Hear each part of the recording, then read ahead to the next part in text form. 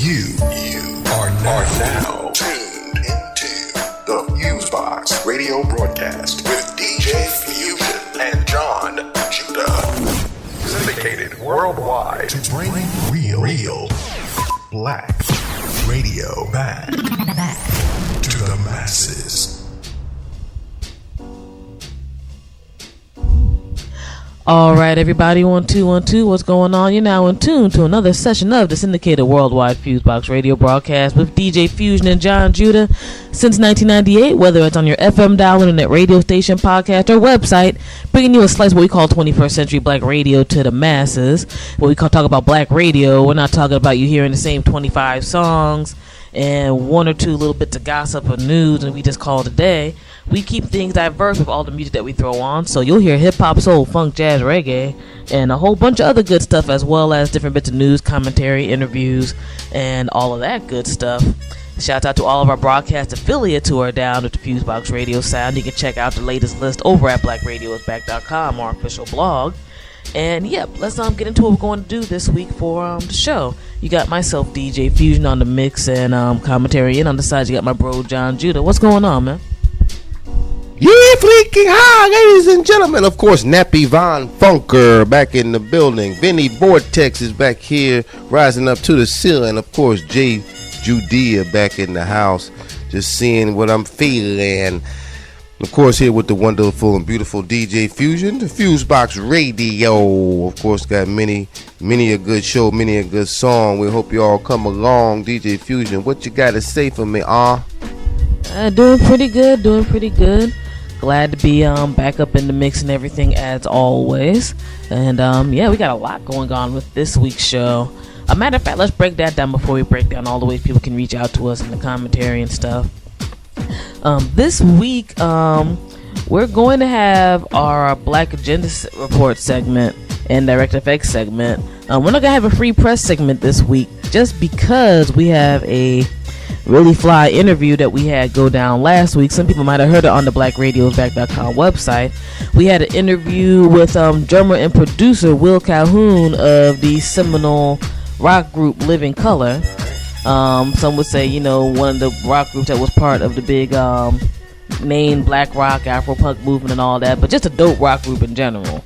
And he had a show here in the DC area last week I went to that was freaking awesome. It was fantastic. And he went all over the map. Besides rock, he does stuff in jazz and world music and all that type of stuff, and the show accumulated in a whole bunch of that stuff besides extra things, which was awesome. But yeah, we had a nice long convo with him about how he feels the state of music is in general, much less black music, his background, and a whole lot of other good things. And I had to give him a big shout because we did the interview before I went to the show, and we ended up actually being able to chop it up after the show or whatever.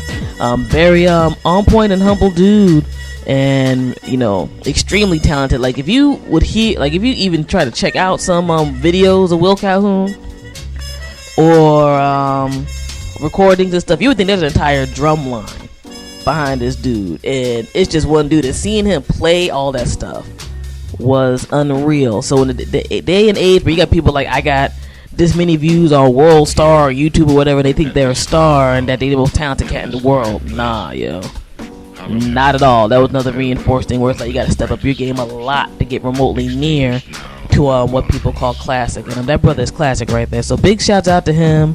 And yeah, we got some interesting interview vibes on that level this week. Yeah, I'd just like to say big shout out to Will Calhoun. Keep doing what you're doing, bro. Of course, big shout out to Living Colour, the group that he comes from.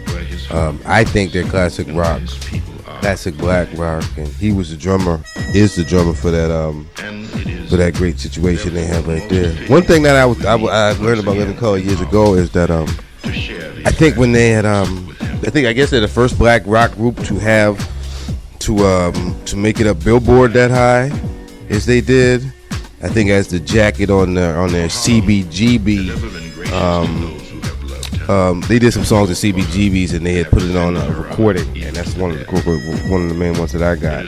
Jacket that said made mention of that. Also, I know that they were going to be touring with the Rolling Stones back in that era. I'm not sure how that panned out. I think it was something related to a member that they didn't, but they were offered to tour with the Stones, and no black rock group that had come before then had done that, had been put up with the Stones. We were with the Stones. I mean, it doesn't really get too much bigger than the Stones. Oh yeah, they actually did. He had a little interesting anecdote about that too, from back in the day. But yeah, I just want to put that out there real quick. But it's an interesting interview, and it's cool, it's fun, folks get into a whole bunch of different things, and folks go hard, so definitely shout out to Mr. Will Calhoun, and the interview going down to that this week, and as always, we got our commentary and all that, but we're going to get into that in a little while. Before getting into the music and the interview, you can always check us out on the World Wide Web, as we mentioned before, our official blog, blackradiosback.com. We're revamping our status in regard to what we put on blackradiosback.com right now. Basically, we've been in kind of like a big relaunch mode with that particular website.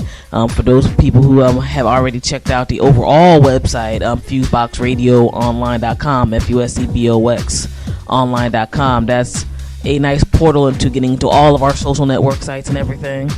Otherwise, you can just go to whatever social network and go to /Fusebox Radio. So twitter.com /Fusebox Radio, FUSEBOX RADIO, Facebook.com FuseBox Radio, YouTube.com FuseBox Radio, Vimeo, since we got some more new videos up, /Fusebox Radio for y'all who like that high definition crispy video, and all that other good stuff. Or you can just go to Google, search for FuseBox Radio Broadcast, and pretty much all of our stuff should pop up in some way, shape, or form.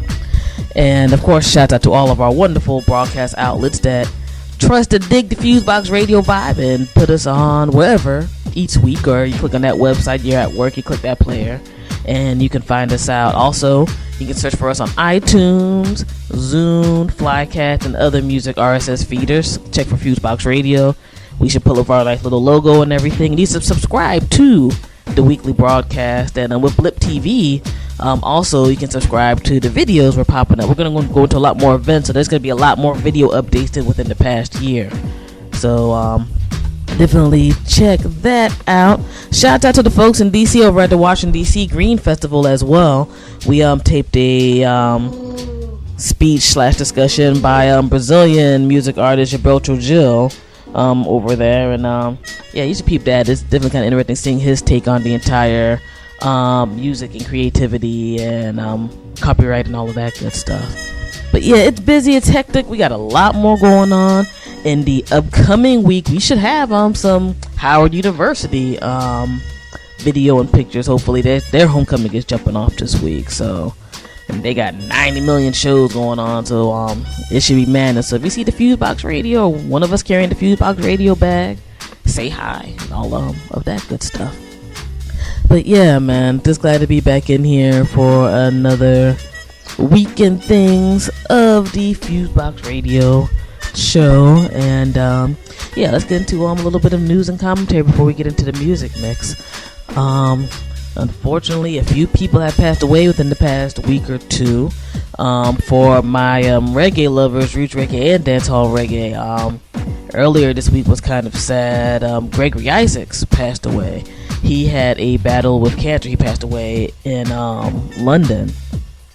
For those who might not be familiar with his extremely long catalog of music, he had, I think, over a 30-40 year discography of music. So, he was in there. I think he just put out an album maybe about a year or two ago, a new album of stuff a year or two ago. A lot of people should know his song Night Nurse. Nice slow reggae grind type of joint. And he had all types of stuff jumping off musically. He influenced a lot of the current roots reggae and dancehall reggae artists. And I think right up until through this year, he was still touring internationally and performing. I remember being in the New York City area, and you will constantly see that, hey, Gregory Isaacs is coming in. I regret not being able to go and see one of his shows. They always sold out, like, quickly. Whether you were in Brooklyn, Manhattan, whatever other spot, you'd be like, oh, Gregory Isaacs show is jumping off. Those tickets were gone. And if you go on some of these sites and search for some videos of him performing, you can see why. He was a consummate performer, and you know, he had a unique voice and vibe and everything, and was a good vibed music artist. And there's times that's rare as well. So definitely R.I.P. to him passing away. For my punk rock people, Ari Up from the Stilts passed away.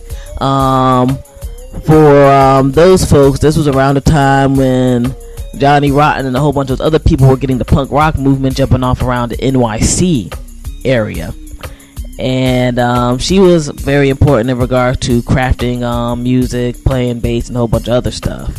So one of those seminal people who might not necessarily gotten mainstream props was a really big foundation people for that person, for that particular scene. So RIP to her. And also, I don't think I remember, I think this happened after the radio show broadcast occurred. For my people who are into the hip-hop realm, particularly the up-to-date Harlem hip-hop realm, RIP to Huddy 6. I never knew him personally. I've heard a lot of good things about him from people in the NYC area and whatnot.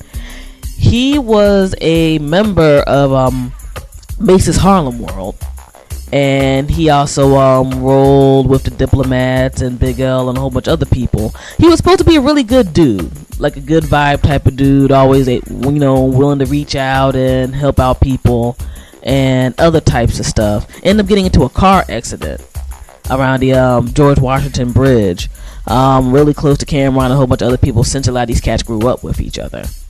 And again, I did not know the man personally, but I find it unfortunate when you hear somebody across the board who has a good, reputation and good vibe reputation, especially in this particular hip hop realm, passing away. That's a sad scenario.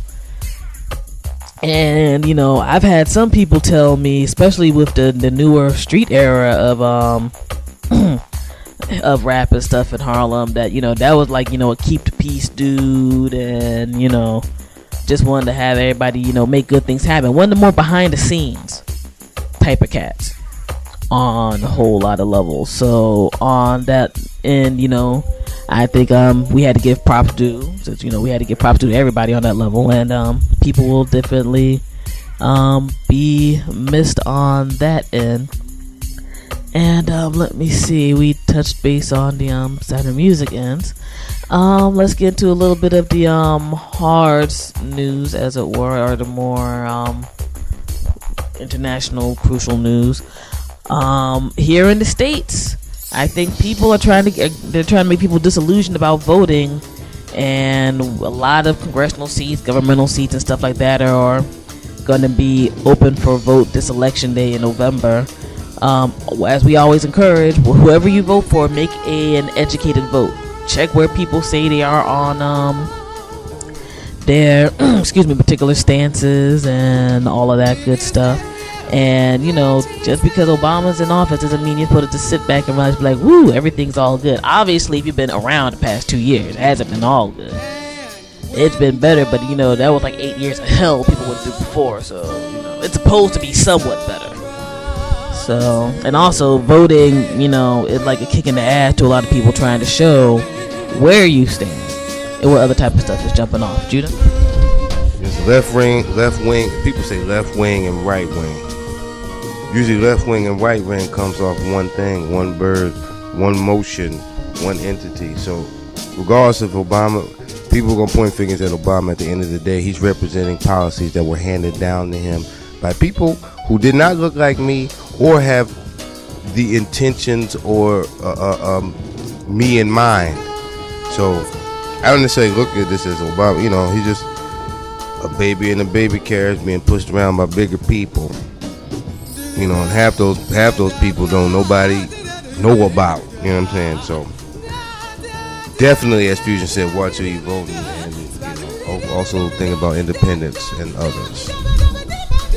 No doubt. There's more than just two political parties. And honestly, most of these two political parties try to bite off on certain things third parties say. And, maybe it's time for people to back up a legitimate third party than just, going by the status quo. But again, research all your people and vote for what's best, and continue to come out in those numbers. Now, interesting article in regards to the to the voting and stuff. You have what they call the Tea Party, which essentially is, to me, just a bunch of rich people manipulating certain right-wing Republican cats to a certain status that they don't need to have. There's a news story where they're talking about in certain areas they're trying to go ahead and shut down people of color from voting. Latinos, blacks, etc., because they're scared that, heaven forbid, a Tea Party candidate might not go through. Probably because even if you're not the most politically astute, it's like, all right, these cats are full of crap, whether it's logical type of stuff or, race-based type of things, because somehow America is just supposed to be tapioca pudding, vanilla-esque, and people of color ain't do a damn thing to us, be a part of that, and that's just nonsense. If you're supposed to be all about democracy, let the chips fall where they may. Don't be trying to, to block folks, as it were. And I just find that funny. On another news, and Judah and I were talking about this a little while ago. I'm sure people have heard that author, journalist who was rolling with NPR, Juan Williams, ended up getting fired for some comments he made about Muslims on Fox News. And now he might be signing a contract with Fox News after all this goes down, talking about his freedoms were messed up, etc., etc., etc. Now, I don't know all the details about the actual way people went about getting fired, per se. NPR is pretty much like, we stick by our rules, by the standard that he's known about for years. Some things you just can't go there and be on a certain level in regards to blatantly discriminatory things, etc., etc. Now, I look at it like this. Juan Williams, some people talk about liberal Juan Williams. Juan Williams has never been liberal in any way, shape, or form. That is like one of the most middle-of-the-road cats ever on TV. I understand it. People can believe what they want, but, let's stop that nonsense right now. I think Juan Williams is playing himself if he signs over to Fox News, just because Fox News is not a legitimate news organization by whatever journalistic standard that you have. Not because, they don't necessarily believe what I believe or whatever. They are essentially a propaganda channel. And I'm like, all the years you built up a certain kind of reputation are going to go down the toilet no matter how much they pay you if you become a permanent part of that staff. And honestly, Juan Williams is not a young dude. He should know that he's being manipulated for other people's needs. Now all of a sudden, Sarah Palin and all these other people are like, oh, it's freedom of speech for this fine young Negro here, blah, blah, blah, and it's unfair that this stuff happens and whatever. Get out of here, yo. Don't be played as a sucker. I think he is going to get played as a sucker. But, I don't know. This is one of those eras to me. A lot of people are showing their true colors, and if they want to be a pawn in the system, they want to be a pawn in the system. It's a little ridiculous of a situation to me. Juan Williams has been a sellout jigro for most of his life, and now he's being backed, and now he doesn't have a problem aligning himself with the anti-Christ organization like Fox 5 News, which only wants to see black people in the way that they did in racist states. Only wants to see black people like the way they used to be in Jim Crow and subservience, and that's basically what they're push and pull, because to America go to a fascist state, that will be a return. Black people lived under fascism in the United States, under slavery and under Jim Crow, and up until 1945, up until the 1960s officially, because of the lack of rights that black people had that they're trying to erode. So black people lived under fascism, and Juan Williams is a jigro pushing it back to that point. No doubt. And that's just mad, insane, and unfortunate. I mean, even got some people trying to talk about all of a sudden, like, well, Juan Williams got fired, so they should remove funding from NPR. Look, NPR is not the best news organization in the States. However, in terms of relatively balanced news info, again, relatively, they're a lot better than the Fox News or another place. So it's kind of funny. All of a sudden, it's like, let's just attack this entire institution because of this. Please, you do not care about no Juan Williams. You're just trying to have your own little whacked out opinion be the only news opinion that's out there for average head, and I think that's garbage. Lastly, interesting thing with this WikiLeaks situation, they more documents from the Iraq War and other stuff leaked this past weekend. And it's a lot of bugged out stuff there in regard to like people getting tortured, the statistics being messed up in regard to how many people actually got killed, etc., etc. And now the founder of WikiLeaks is supposed to essentially be on the run. Julian Assange, I think is the right pronunciation for his name. And I mean, they talk about homeboy had to like use and flip and swap encrypted phones, had to go through wearing different types of stuff to get around, etc., etc. because besides America, you got a lot of other countries who are scared about how he's getting these documents and putting them out there. Now, people have tried to throw different stuff about his personal life or whatever that so far has been refuted. But I think this goes to show, when you really push hard against the system, they're going to push hard right back against you. And, personally to me, so far, I'm not mad at him. Because I think he's battling for truth. And to get stuff done and out there. Now, the article in the New York Times that talks about how he runs around and different types of stuff. It's interesting. He talked about the more that people put stuff out, the less people he can trust within his own organization.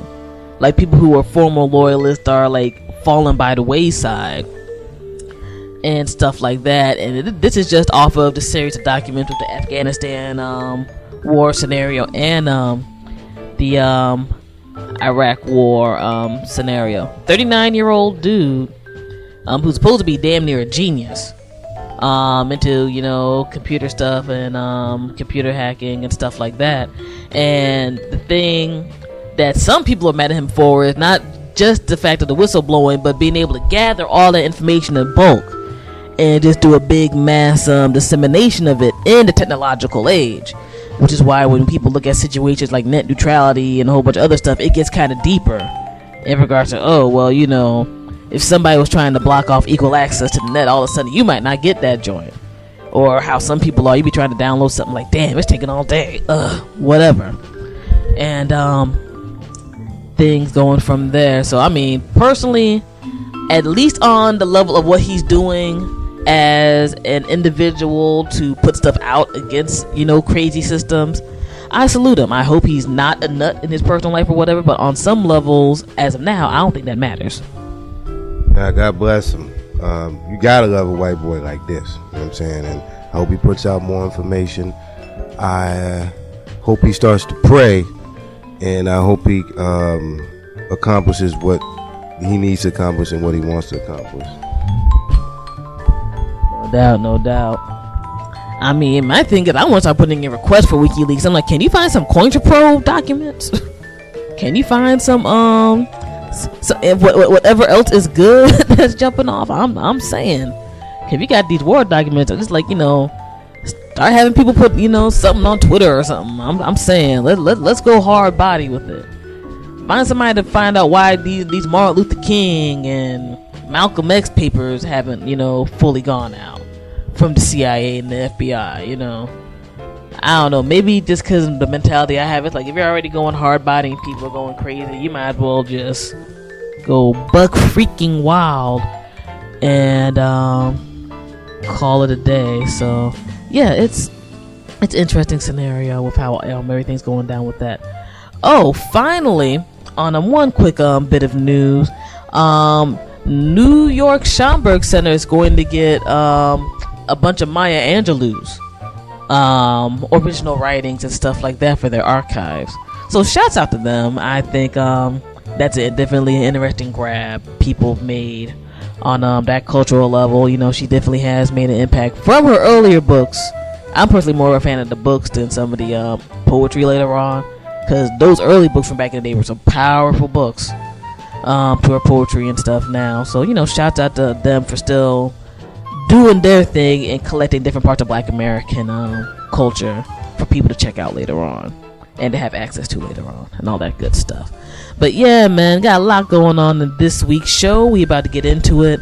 Of course, our mix of old and new school, independent and mainstream, diverse music, tunes and sounds and stuff like that. Will Calhoun of In Living Colors interview, and yep, just other goodies. So sit back, relax, and enjoy. This is the FuseBox Radio Broadcast with DJ Fusion and Jon Judah. Alright, peace. Yes, my children, FuseBox will be looking you. DJ Fusion J Judah out.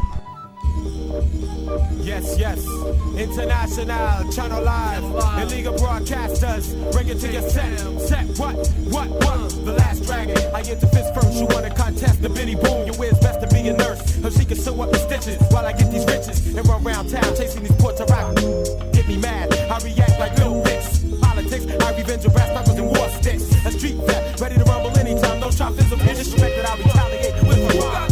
Who the skill, it's ill and who the bill, none but that black magic, so my voodoo will travel down your spine, loosen up your muscle, wanna tussle, wrestle, whip that ass like the hustle with a summer. Everybody pause like the comma. Rappers study this style like shallow or slama. With Buddha in my fist, so watch by me. I'm not Dutch, you can't master my Tashi. I mean the whole I see and brain freaking out. She can leave your heart beating like a gun reaching off and cell overseeing while I'm high speed and we smoke breathing. I'm coming hard like situations black bleeding. Never weekend, strong like Sam Sands. Seven locks it down like security goes, got us branded. Two horn pale face, got me in the blind chase. Rat race with no space. So if you wanna add on, let's get high. Shine like the top of the pyramids. DJ Cam, channel live, never die. Illegal broadcasting live. Realize, recognize. Wanna add on, let's get high. Shine like the top of the pyramids.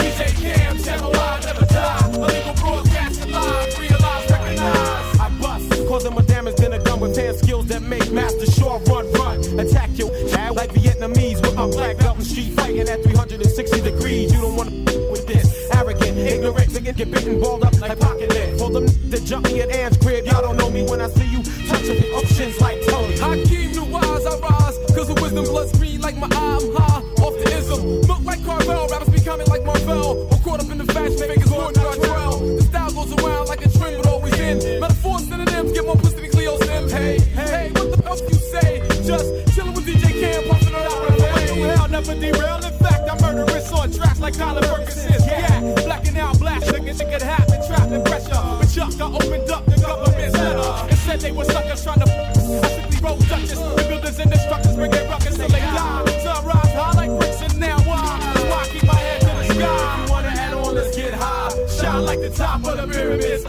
DJ Cam, channel live, never die. Illegal broadcasting live, realize, recognize. Wanna add on, let's get high. Shine like the top of the pyramids. DJ Cam, channel live, never die. Illegal broadcasting live, realize, recognize.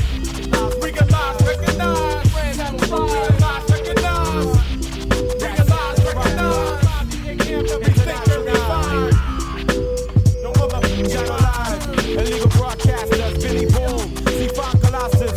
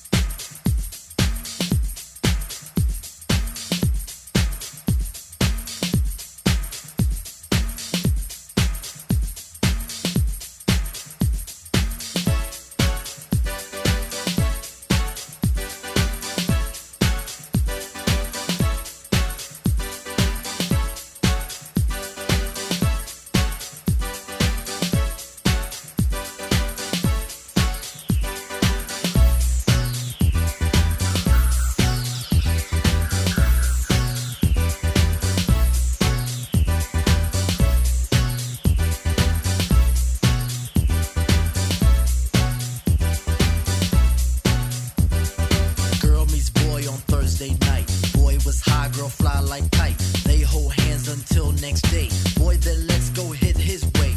Boy rolls blunt racks to his boys. Erection brings bad boy joys. Boy thinks of that big fat fat.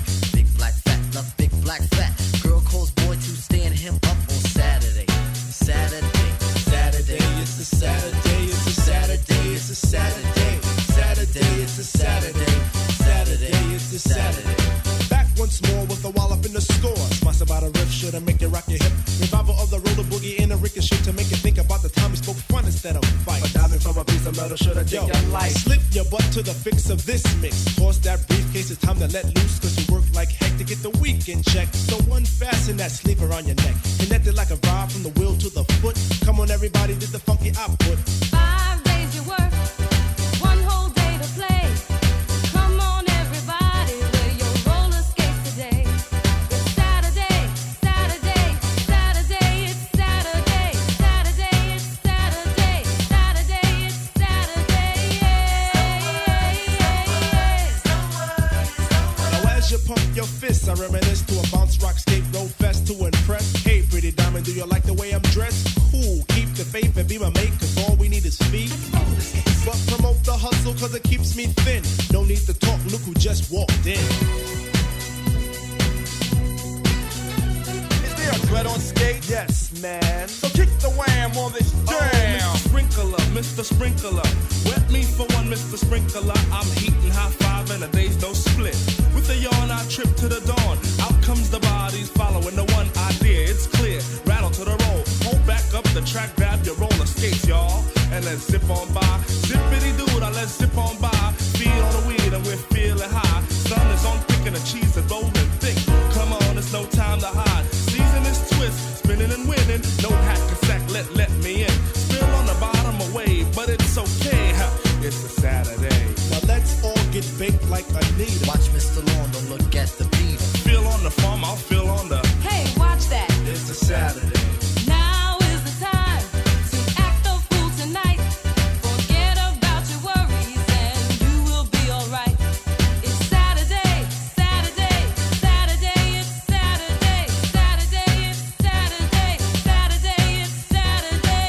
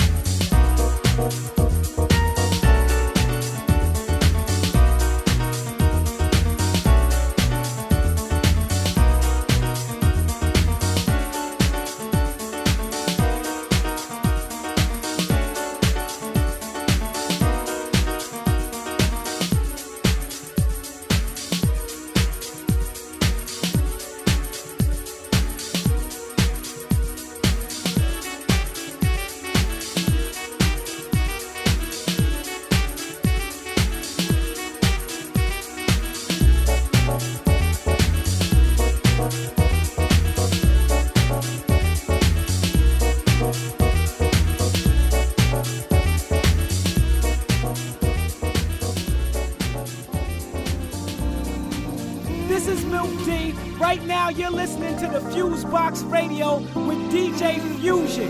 I gets money. Every day and every night, boy, all I wanna do is keep you satisfied. But if you're away, I hung my pillow tight. I imagine that it's you laying by my side. I think that you should know that you make me lose control and I never knew a love like this. You are the sunshine, yeah, my life. You are the sunshine, I see the rainbow, I see the rainbow in your eyes. Your sexy way, you got me hypnotized, and you deserve respect for staying by my side, baby. Every day and every night, I thank God for blessing me with you in my life. I think that you should know, you make me lose control and I never knew a love like this. You are the sunshine, yeah, my life. I see the rainbow, I see the rainbow in your eyes. And I wanna tell you, baby, a special love like yours don't come around every day. Come around, it don't come around every day. And I pray to God it never goes away. Where you go, you are the sunshine, yeah, in my life. I see the rainbow, I see the rainbow in your eyes. You are the sunshine, yeah, in my life. You are the sunshine, I see the rainbow, I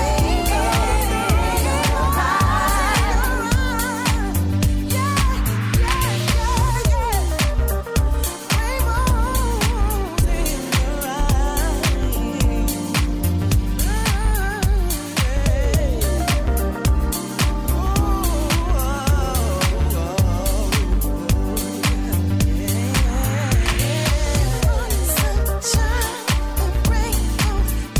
the rainbow in your eyes. You are now listening to FuseBox Radio. In the words of I.F. Stone, one of the 20th century's great investigative journalists, governments lie. All governments lie. Stone's words are as true now as they were when he uttered them more than half a century ago. When the White House invited black bloggers in for a Columbus Day meeting, they were told that they could print anything they heard in the first half of the meeting, but that they could attribute none of it to any White House spokesperson by name, while the second half of their meeting would be completely off the record. Fortunately, or perhaps by design, none of the invited bloggers were actually journalists. They hailed mostly from celebrity gossip sites like Concrete Loop and Young Black and Fabulous, from BET and Essence Magazine, from BlackSingles.com. Real journalists would have laughed those anonymous spokesperson and off-the-record requirements right out of the room. Ethical journalists only grant anonymity to sources like whistleblowers with well-founded fears of retaliation, not to police, not to mayors, not to prosecutors, not to military or civilian government officials. The only reason for these representatives of powerful institutions to speak to reporters or bloggers off the record is to lie to them with the expectation that they will pass untraceable falsehoods on to the public as news, or in the case of Young Black and Fabulous, as celebrity gossip. Sure enough, cell phone video of the president dropping in to briefly address the bloggers hit the internet the very next day, prompting the Atlantic's token black commentator, Ta-Nehisi Coates, to grouse about colored folks who didn't understand what off the record meant, as if being the covert mouthpieces of the powerful was something they really should strive to be. One of the invitees was a friend and colleague of ours, Ms. Letitia Stills, now at jackandjillpolitics.com. Observing that the White House hadn't called black bloggers in since the 2008 presidential campaign, Stills opined that the bloggers were being, as she put it, pimped. We think Ms. Stills was correct, but for the wrong reasons. To be pimped is to be manipulated for some underhanded and shameful purpose. Whether bloggers or journalists are shamefully used once every couple years or 3 times a week is a difference only in the frequency of the act, not in the roles of the players or of the played. Thus, when Kelly Goff, a Huffington Post and Luke21.com blogger, called the White House briefing a good first date, quote unquote, she was publicly signaling her willingness to be used in any way at any time by the powerful. There's a word for people who play that role, and that word is not journalist. In his long career, the great investigative reporter I.F. Stone broke scores of original stories about war, peace, and corruption. He never asked for, and he never got the privileged and off-the-record access to the powerful, which Ta-Nehisi Coates imagines black reporters should aspire to. The private interviews with mayors, admirals, and presidents, who would have been much too afraid of his direct and probing questions anyway. Stone got his stories the old-fashioned way, with diligent research. Black Agenda Report was of course not invited to the White House meeting, and that's perfectly okay with us. We understand that reporters and bloggers too, who subsist on privileged access to the powerful in return for passing their anonymous tidbits to the public as news, that such people are being pimped, which makes them, well, you know. For Black Agenda Radio, I'm Bruce Dixon. Find us on the web every Wednesday at www.blackagendareport.com. 1, 2, 3, 5. You are now tuned in to the FuseBox Radio Broadcast with DJ Fusion and Jon Judah. You're as good as they say you are. Syndicated worldwide to bring real black radio back to the masses. So Corey, man. Yeah, man, what's up? I saw Elvis the other day. Get out of here, man.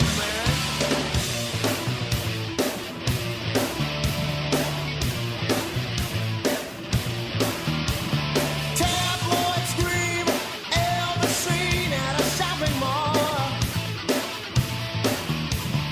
That's the kind of talk that makes my stomach crawl. Picture a zombie Elvis in a tacky white jumpsuit. Just imagine a rocking Elvis shopping for fresh fruit. You can't, 'cause Elvis is dead. Elvis is dead. Elvis is dead. I give it to him. Elvis is dead.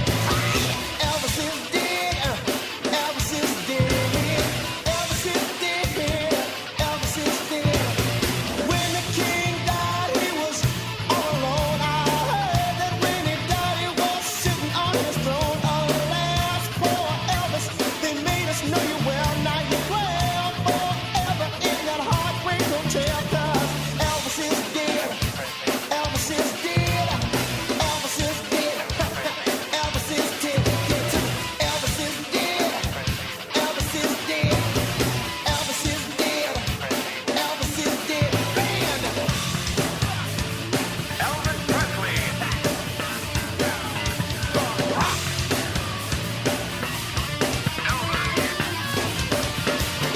Elvis wasn't here alone, but that's beside the point. A black man taught him how to sing, and then he was crowned king. The pelvis of Elvis, too dangerous for the masses. They cleaned him up and sent him to Vegas. And now the nests are his slave, yes, slave, even from the grave. Elvis is dead. Elvis is dead. Elvis is dead.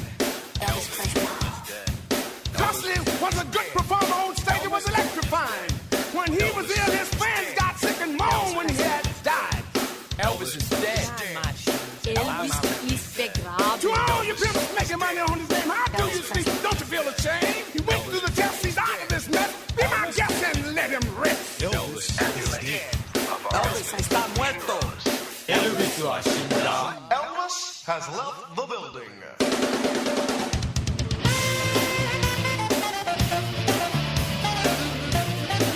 Hit me, give it to me, give it to me.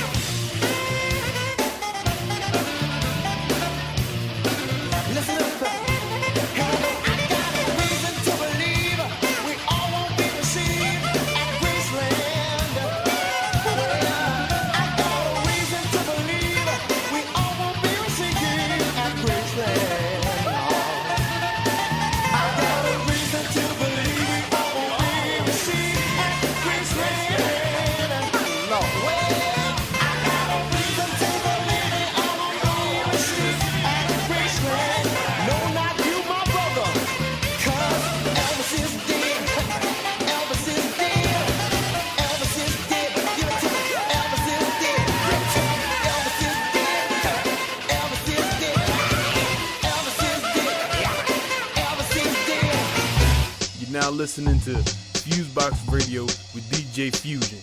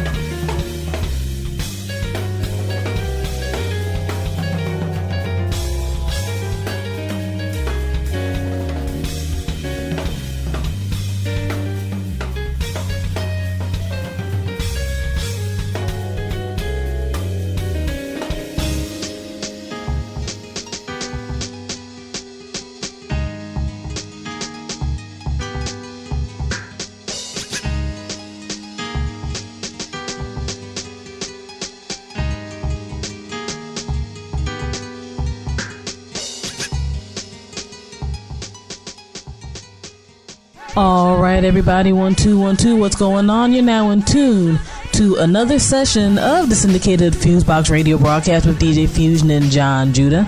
Y'all know our official blog site, blackradioisback.com.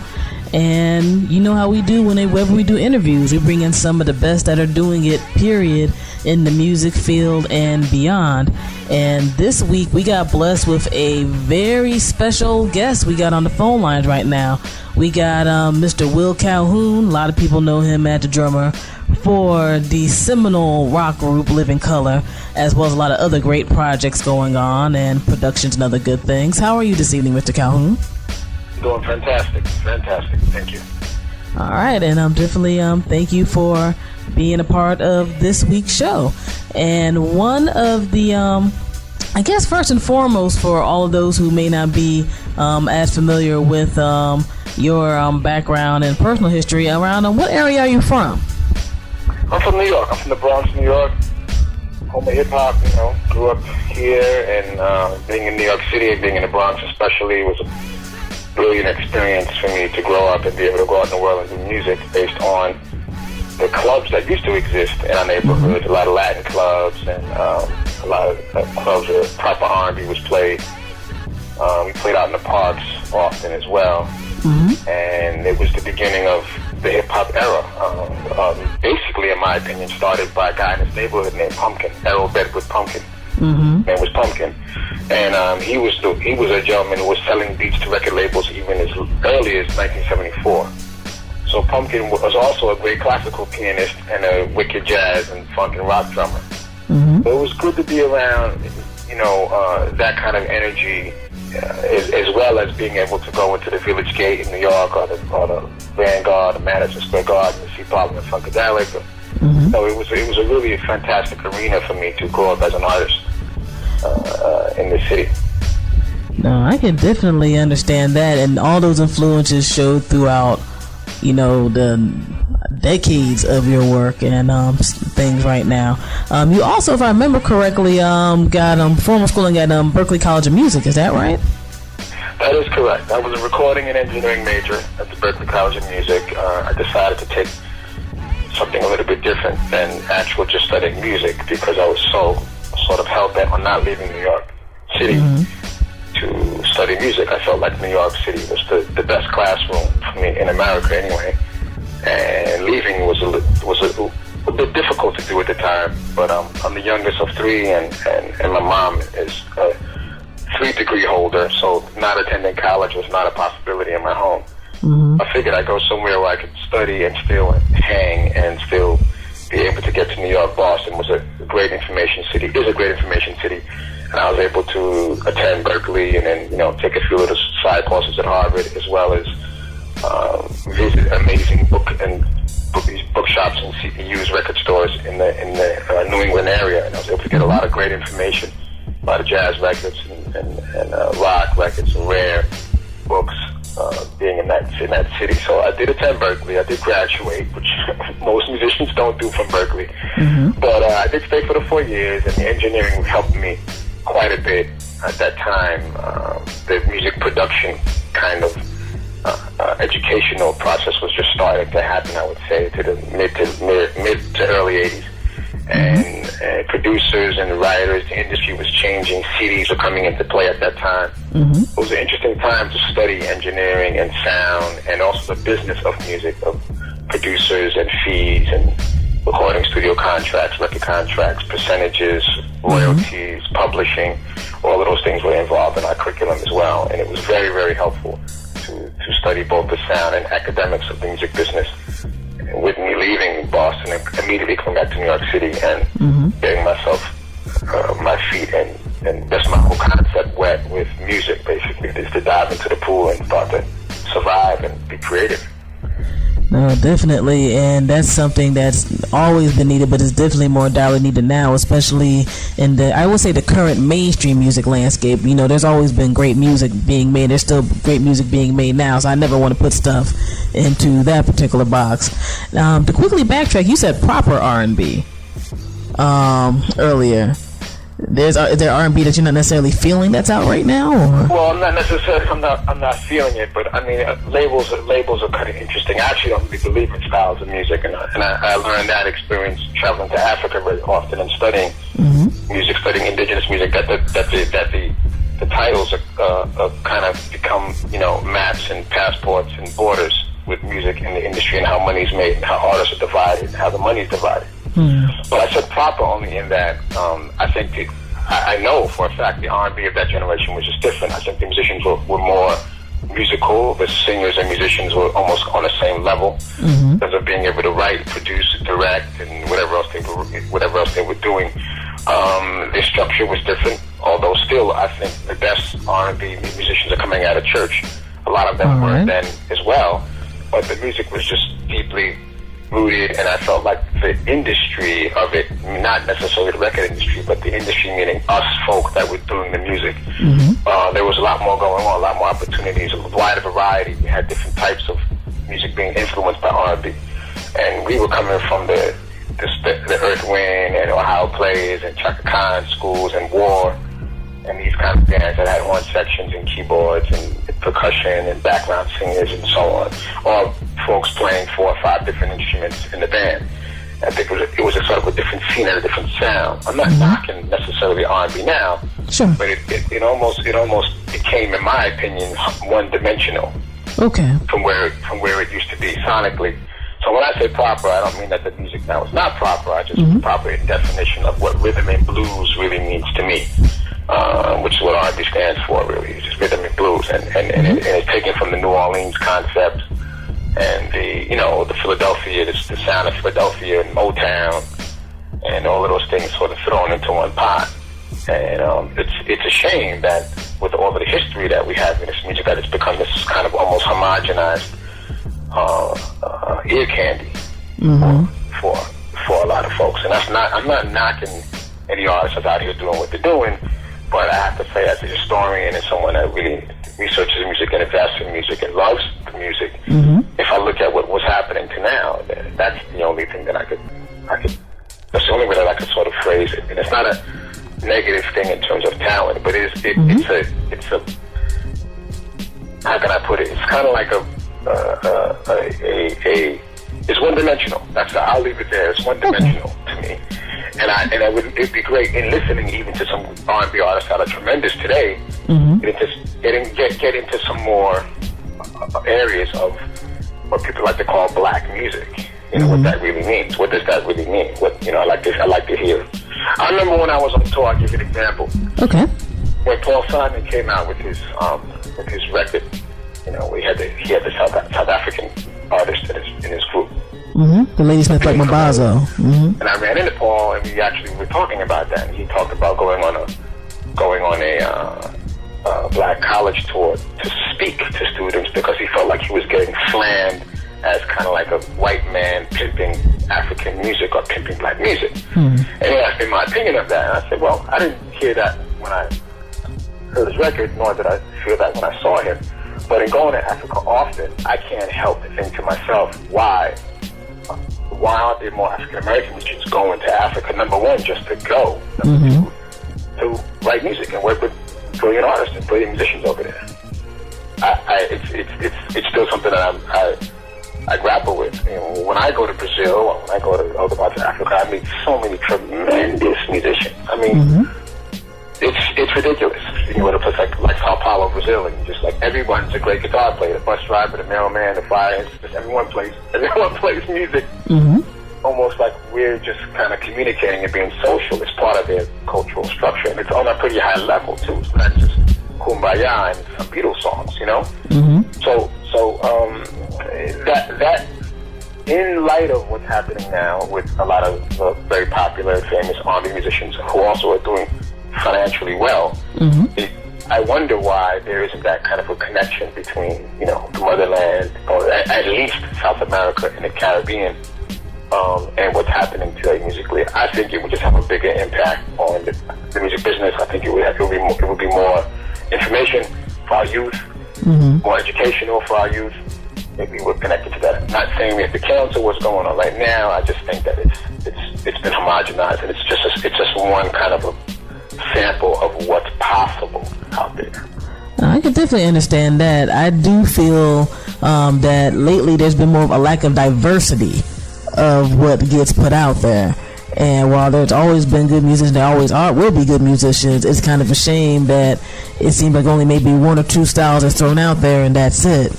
And sometimes people who want to try to push the boundaries don't necessarily get the prop they deserve just because maybe that's just not the trend at that time. Well, that's always been the case.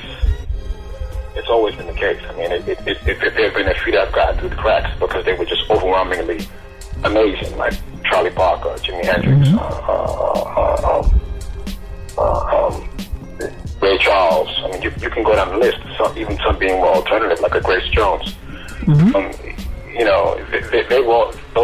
There's always been that angle of people that we know, the Michael Jordans that just stayed in the neighborhood parks because of whatever reason. They didn't go to the right college or the right school, didn't pick them up, or they didn't get the whatever. We all have those neighborhood stories. The difference now is the industry is in a position where those obscure or not as promoted artists have a better opportunity at getting the music out to people and available to folks via the internet. The internet has just changed the game. Mm-hmm. It's not necessarily going to make you a million record seller or make you a millionaire, but yes, you can build your fan base by Indeed. still being totally off the radar. And I think that helps versus the days of you could only be signed, and when you were signed, you had to have people really care about your project, promote it, because there were tons of artists that were signed that were amazing, that were shelved because they were either a tax write-off or they didn't feel like, someone at the label didn't feel like they didn't fit into the whatever tour, whatever radio play, and so on. And Live in Color suffered from that sometimes, and we benefited from it. I think we were right down the middle on many occasions when it got down to rock stations that interviewed us and supported even the concerts or the festivals, but wouldn't dare play one of the records on their radio station, which is ironic sometimes with us. That happened even on the Rolling Stones tour. We went to a radio station in Los Angeles, and everybody was jumping up and down and they wanted autographs. My question simply was, what song have you guys added? It's quiet. There's silence in the room. So, That's crazy. We are listening to Guns N' Roses and the Stones and all these other bands, and then we're up there doing an interview. Folks are going crazy. We're getting ready to go back to play in front of 80,000 people at Los Angeles Coliseum. This big, huge radio station was not playing and had no intention on playing any of our songs. Wow. So that kind of thing is my point. However, now I just really feel strongly between downloads and bands and artists that really like to go out there and be physical with their audience. You have a better chance of moving your product and being in touch with people and building an audience which might be small and powerful, which could lead to something bigger later on down the line, versus 20 years ago when, you had to kind of take a number, stand in line, or just miss the boat. Definitely. And speaking of labels, even in this day, there are people who I know who either like the term or take offense to the term of black rock. Like, black people aren't supposed to do rock music. How do you feel about it? I don't think it's I mean, I know there's a Black Rock Coalition, and I know why Vernon Reed started the coalition, and Greg Tate and the condemnation. I think they had great intentions, and I understand the reasons behind the frustration of being into rock and being into that style of music and not being able to get play, and that's the music of your ancestors. It's almost like no white people can play classical music. That would be insanity to some folks to even say it or to hear it. But that's how we felt about how the industry was dealing with us with rock and roll. We know what America did with rock and roll, how it was flipped. It was only flipped because that was the flavor of America at that time.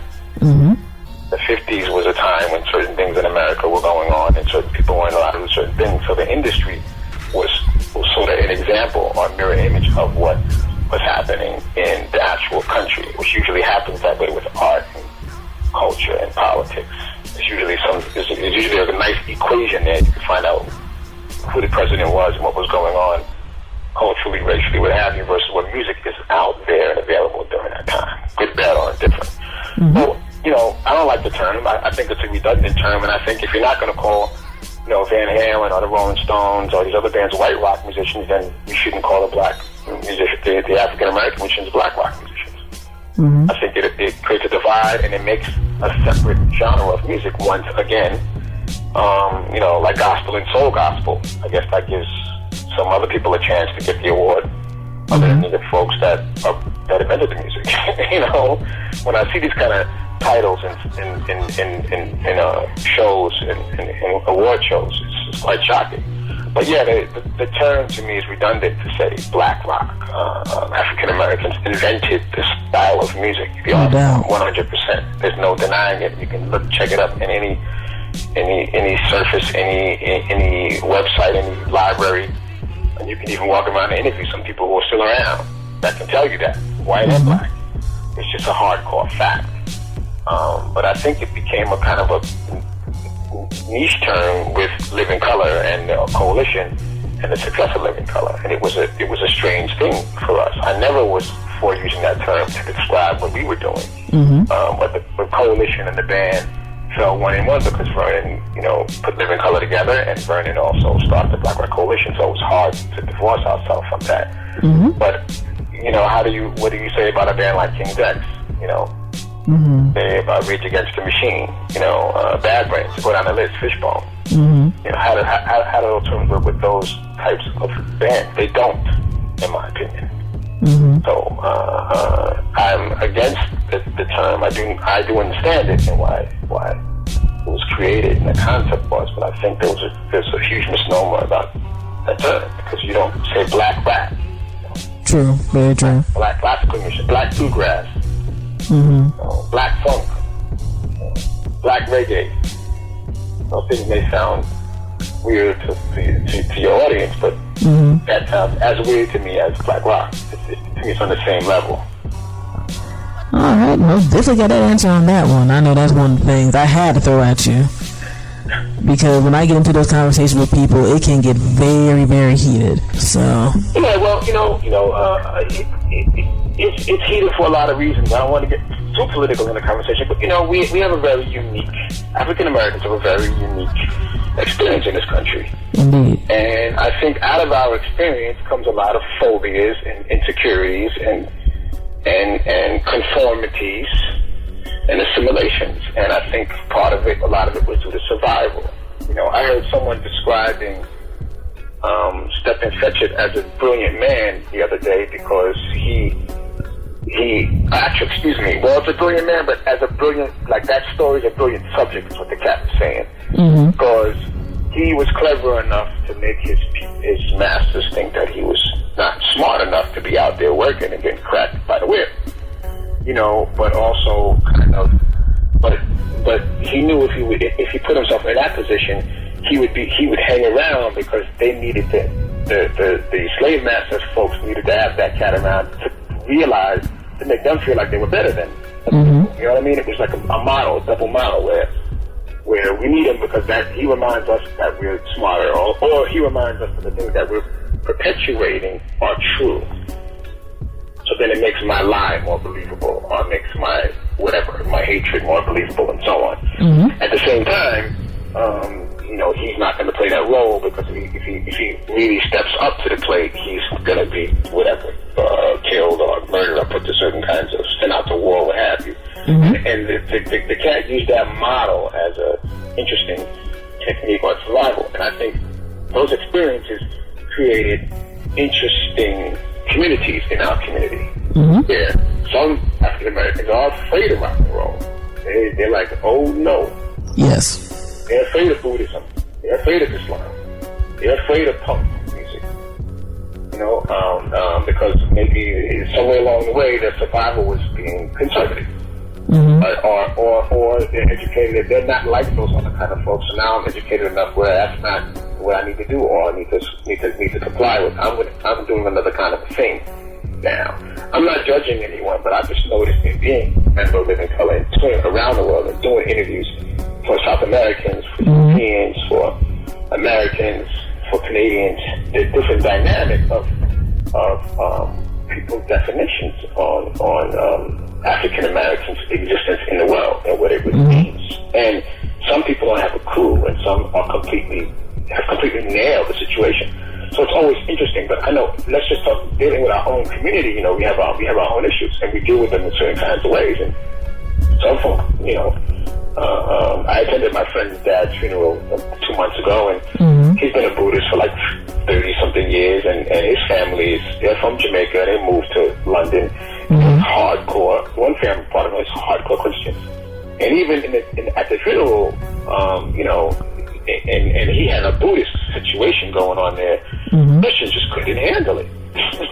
After 30-something years, that's crazy. It was interesting to see this family struggle even with just the fact that, okay, he's a Buddhist, so what? His father was like one of the first jazz guitarists in Jamaica. He was a pioneer in his family, from there to London to the States.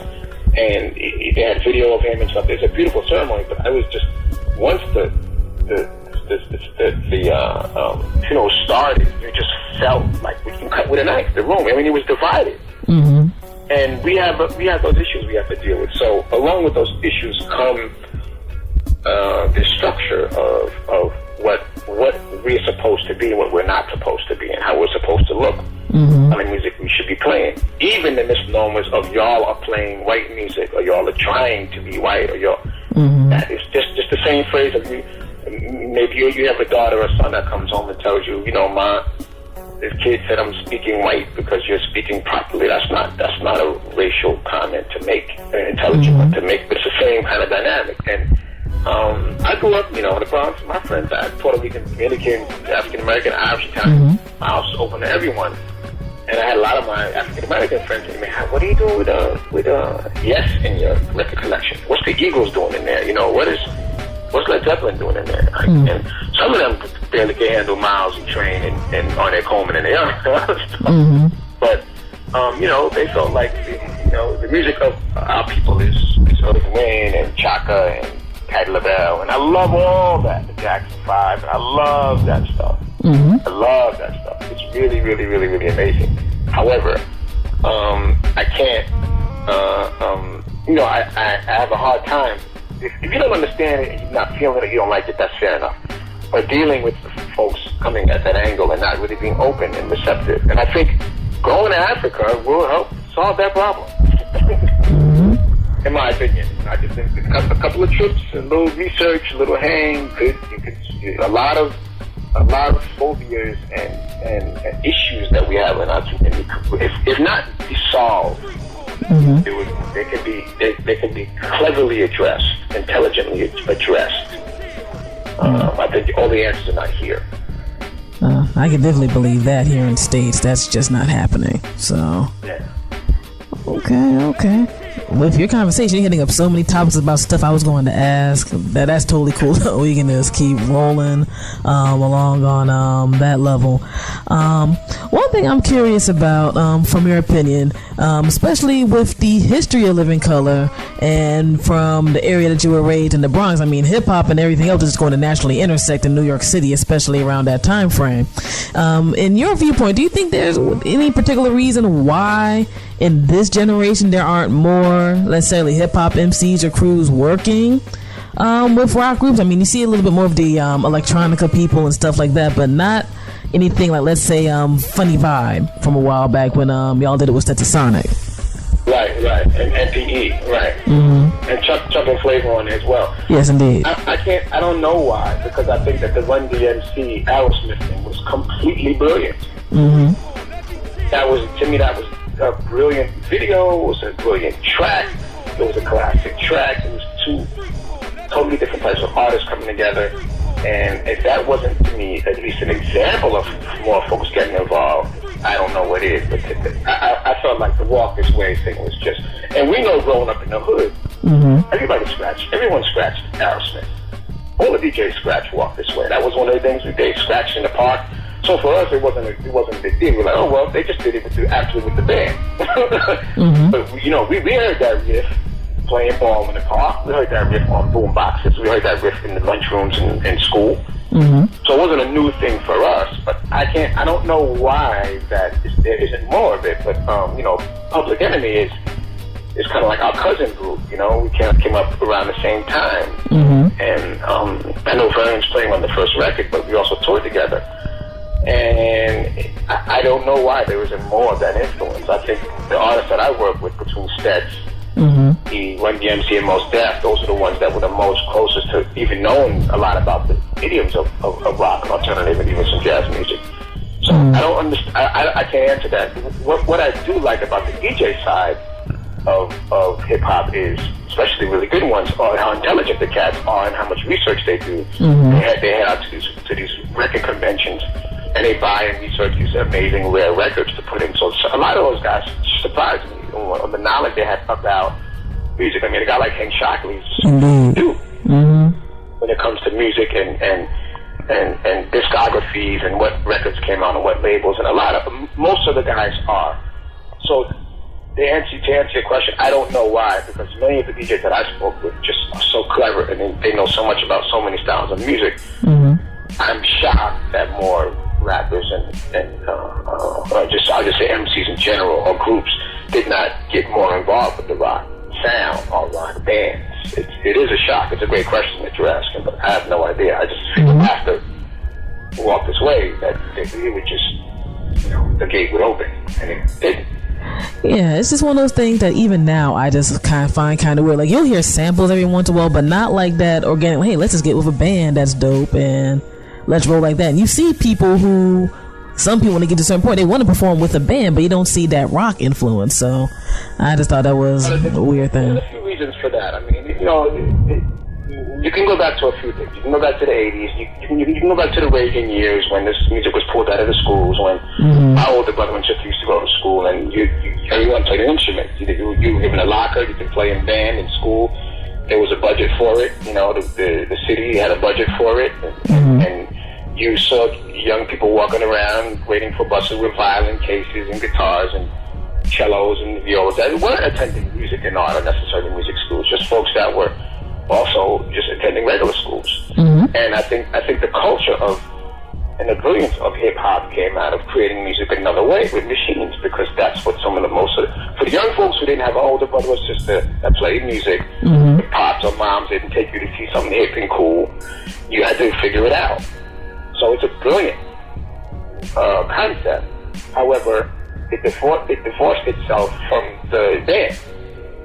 Now, when I first started going to South America and rock and Africa and stuff, I see young folks over there with hats turned backwards and baggy pants and Jordan jerseys on and PE t-shirts. The difference between those young children and ours are, when you hand them a guitar or a drum, they play the hell out of it. They still rap, they still play basketball and soccer and all of that kind of stuff, and they still scratch, but culturally, because they're coming from a northern, you know, like Pernambuco in Brazil or Sao Paulo or one of the favelas, one of the so-called bad area ghettos, whatever you want to call it. They also have traditional music that's played in the home that they learn. You know, in Africa, the children build the instruments. In West Africa, you want to play Ngoni, build it. His dad built it, his dad built it, his dad built it. So by the time you're 9, it's a wrap. You know how to build the instrument, you know most of the folk language, you know what your ancestors played, you know the folk songs. Then if you want to play Prince and whatever else, then knock yourself out. They start out so far into the game. They can get into rap and hip-hop and dress in a certain way and do it certain, but they still have those traditional skills, and that's the difference. And I think in this country, it was just removed, and it was for those that were connected to it, they're still able to do it, or to do both. For those that were not, started on the machines and built their careers. So a lot of those cats don't know how to relate to that music, really. You can't say they don't want to do it or they're not interested. There's not a relationship there. There hasn't been a proper introduction into them sitting down and saying, oh, okay, with a guitar. But I don't have to drop any names, but I've recorded with certain producers my live drums, and people, I bought my kick drum and they didn't even know how the drum set works. So, oh, that's the kick drum, well, that's the pedal. Okay. Never saw it, but they were like, oh, they push buttons and they do great jobs at pushing buttons. It wasn't that introduction. My generation, I just felt like that wasn't the majority. That wasn't the rule. When I was a youth, you know, you would, every Saturday went to the music stores downtown and just stared at the instruments in the window. That was fun. You know, going in there and playing something, you know, different relationship versus being able to just go in and buy a sample or start making beats or download music online. And, you know, I think the youth are moving really fast. They're doing some really incredible things. If you're not introduced to, it's like anything else, food or people or religion, if you're not introduced to things in a way where you can grow or learn and be educated by them, you're probably not going to have a relationship with it. I can understand that. From my own way I was raised, I can understand that. That's why I have instruments and turntables now. So, way in the world. And you know, we all have roles. You know, I tell my friends, and I do it too. You know, we can't vibe and say they're not talented. We have to, you know, let's start having a conversation. Go into the schools, go into the youth communities, and bring your instruments. You know, I invite go sit in at a music school, go to Harlem School of the Arts. You know, take your stuff in a show, because most of the time when I've done that type of activity, I've received amazing results from young children who don't know much about the drum set or percussion, and in about 20 minutes they're combing through what most students that are studying have paid 3 or 5, 6 lessons to do. So the hunger's there. It's just being able to have an exposure. It works both ways. You know, I think both sides can come together to make a really interesting musical culture, artistic culture between the folks that are, the Puffies and the Dre's and all of that stuff versus, the Wayne Shorters and the Herbie Hancocks and that even that generation all the way down to the younger musicians now that are playing great jazz and great funk and great rock and so on. I think there should be a serious marriage between the two. At least a marriage of information, a marriage of communication would be great. Then whatever's going to happen is going to happen. Indeed. And, we see that a bit here and there, and hopefully that'll be something that continues. And music education, I think without a doubt in the United States, people know that and arts education in general needs to come back. Like a lot of the places it was taken away from the 70s to the present, even the time frame I was in high school. And it's, I don't know, to me it's making kind of, but I would say lesser consequences in terms of the quality of some stuff that's being put out there right now, just because people, as you said, aren't necessarily exposed to different things in the first place, which is unfortunate, especially if you don't have it within, I guess, your household. Right. All right. Now, with all the people who are, in the DC area this Saturday, you're going to be doing a show with, the good folks over at National Geographic. Now, in general, like for people who are like, I'm going to see Will Calhoun do a show, what type of vibe, sounds, and stuff like that should people expect? Well, it's going to be based off of, I look at all music as well music, and I have my latest CD and DVD is called Native Lands. And Living Color broke up for a little period of time, for about 6 years or so, around 1995. Mm-hmm. And during that period, I decided to spend most of my time out of the country. Did a lot of research and studying with Aboriginal cultures, and Mali. I was in Mali mending music and recording with Umusangari, working with Salif Keita up north, but in Morocco, playing with the Ganawa musicians, master Ganawa musicians, Mahmoud Guinea and Mustafa Bagbu and these kind of cats, and just trying to get myself really involved with the history of my instrument and groove and music. And it led me to playing different types of instruments, picking up flutes from southern China and log drums and tonga drums from West Africa and so on and so on. So I'm Native Lands is like this kind of CD and DVD. There's a DVD. I'm going to be selling them at the show. Okay. And the record has some great folks on it. Faris Hermes is on it, and Wallace Roney, and Stanley Jordan, Marcus Miller, Mos Def, Oscar Salos. There's some great people on the record. The DVD has an interview with me, as well as my own little music videos and some of my kind of a little bit more research, actual footage of me studying the music and linking up with people, and my love for photography and media. So I was able to make like a media, photography, digital, video, interesting interview DVD on one disc, and the other disc is just the music. So you're going to kind of hear that experience, that 10-year experience. You're going and earlier you're going to hear my Bronx influence. You're going to hear, my keyboard player is from DC, Mark Carey. So you're going to hear some slight little hints of go-go.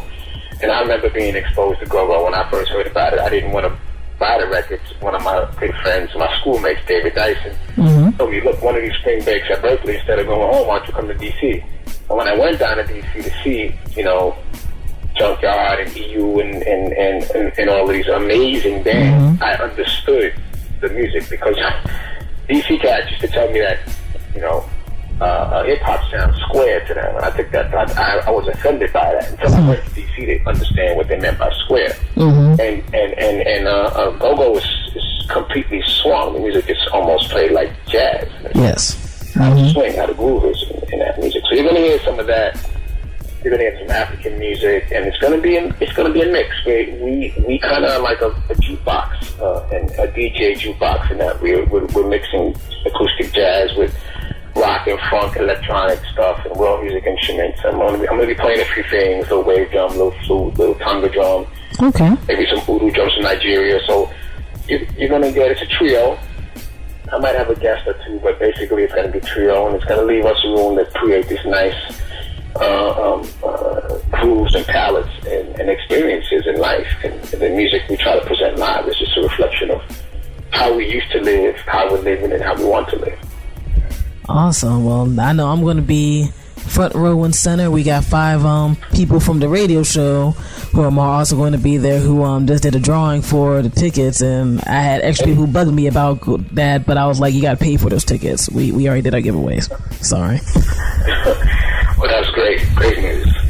So, I'm definitely looking forward to him seeing that. And also because I have people, right when I said I was going to have this interview, bugging me. I know this probably gets asked all the time. Are there any other future situations, whether it's touring or albums otherwise, that's going to be happening with Living Color? Absolutely. The next thing we're doing, starting Monday, actually, we're going to be on the Jimi Hendrix tribute tour. Awesome. Okay. And it's going to be it's a great tour. Some great musicians on there, and Living Color plays 3 songs, and then the 4 of us are broken up into different parts to play. There's Steve Vai and Ernie Isley, and then Johnny Lang is on it, Kenny Ray Shepherd, Eric Johnson. There's some great musicians. For me, being a drummer and a fan of the guitar, it's just great for me to be on a tour like this with so many great guitarists. And then, the last living member of any of those Hendrix bands is Billy Cox, and he's on the tour. He's playing bass on the tour too. Oh wow! So to hang with Billy and talk to him about those days and about Jimmy and the music, especially the band The Gypsies, who I'm a huge fan of. And how that band was formed and the music and the blues vibe. He's a great man. He's a gentleman, a great musician. Still plays great now. And that experience is going to be great. So they can check my website, willcalhoun.com, and I have all the dates posted. Or if you went to livingcolor.net, you'll be able to see what cities we're going to be playing. And I don't have it in my head offhand, but the schedule is there. So we'll do that till the end of November, and then we're sort of regrouping, and we're coming off of almost a year touring on our last recording, last release that was called The Chair in the Doorway. So we're going to start recording a new record, I think, towards the end of the year, going into next year.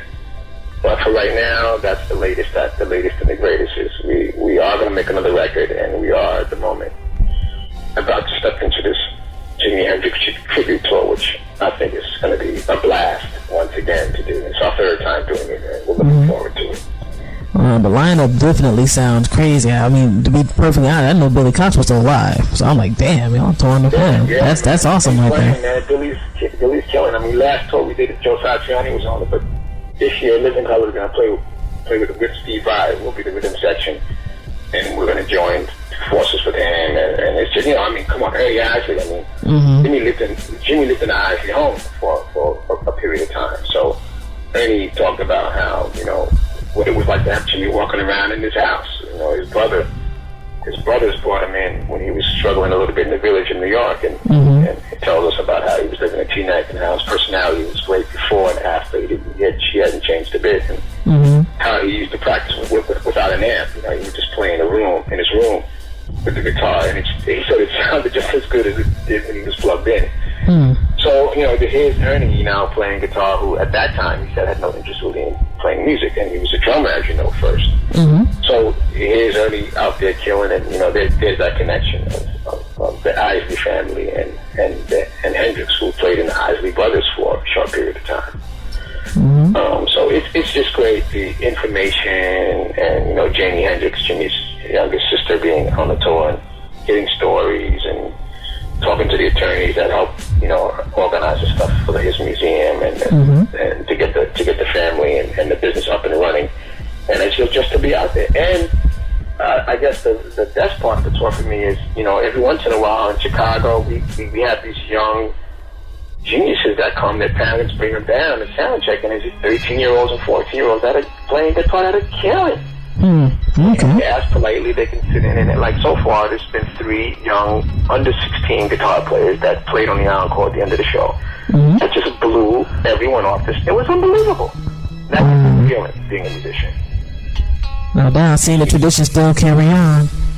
Oh wow, it almost brings a tear to the eye to see these young, guitar players effortlessly playing this music and knowing it and playing it, not just being chop-oriented or being talented. They know the music. Their parents obviously have exposed them to the blues and to Jimmy and to Buddy Guy and so on. And that's the best part of the tour for me, other than being around all my great friends and playing Jimmy's music and celebrating his life. those little moments, it happens maybe 3 or 4 times a tour, but when it happens, it's mind-blowing. Okay, no doubt. Well, sounds like a lot of good things are going on with you and all the side projects in general. WillCalhoun.com. People can go to the website. There's a lot of information up on there. Just looking at discography alone is going to make your eyes big. Much less, the shows and everything else that's jumping off, as well as livingcolor.net. Do you have any last words, shout outs, words of wisdom for the listeners, or anything else? I'd like to just thank everybody for supporting your show, supporting the station, and supporting live music, and supporting independent music. I want to thank National Geographic for giving me the opportunity to play my music in their arena where, they have that natural sound exposition up now. Mm-hmm. And I was thrilled to be invited to come down and perform. So, and, all the DC posse. I know the Bad Brains aren't in DC really anymore, but that's how I was introduced to DC and music, was by being fans of the Bad Brains. So all the Bad Brains fans and family out there, gotta say hello. And I just looking forward to coming back down. I love the city. I have family down there between New Calton and Washington, D.C. Actually, I have some cousins, so I'm gonna have some family in the house during the show. So looking forward to seeing everybody down there. And thank you again. Thank you for the opportunity to do the interview as well. No problem, and I'm definitely thank you, Mr. Calhoun, for being on board. And PG County and DC, y'all got shouted out. He has family down here. See, okay. The home area got a big shout out. I mean, I was born in DC, raised in PG County, so I'm like, okay then. Here we go. And all the go-go bands you mentioned were all the people I grew up to. I had a brief period of time in New Jersey. Now I'm back down here. So it's like, all right, everything comes to full circle. That's what's cracking. That's absolutely. Well, that's one of my second homes. I've spent many summers, D.C., Virginia, and North Carolina. That was the run. We made there and back from New York, visiting family. Even a little few in Baltimore, too. The summer runs back in the day on the Greyhound bus. You went to see your aunt and your uncle and your cousins, and that's where you get to Baltimore, and then New Calton, D.C., and then Norfolk, Virginia, and sometimes we went all the way down to Greenville, North Carolina. So those were the priceless summers, and your family and friends, and learning about music and your roots. And, those things that the city life really don't offer you, learning about food and farming and land and owning land and family values. Not to say that it's not here, but I'm just saying it's a different flavor when you start heading south. It's a different vibe. So I'm always looking forward to head back south. I can definitely dig that. And this has been an awesome interview. Again, we definitely had to thank you. As a matter of fact, we had to throw on a few tracks in a minute for those people who, our listeners already know. They know how we rock with the 21st century black radio vibe. We play any and everything that's hot from the black diaspora, which is the world diaspora as far as we're concerned. So we got to play some of your solo music and some Living Color music right now. And we're going to continue on in the mix. All of our DC area people, definitely check out the show going on the National Geographic. Check out our website, blackradiosback.com. We have all the information right there. And you're going to be able to check the archives of this interview as well as the radio show at our official podcast page, which you can also access the podcast via iTunes, Zune, Flycat, and other places at FuseBoxRadio.podomatic.com. So we're going to get into it. We just finished wrapping up a fly interview with Mr. Will Calhoun, music legend, been doing his thing for a minute, and we're going to keep it moving here. FuseBox Radio Broadcast, DJ Fusion Jon Judah, syndicated worldwide. Peace.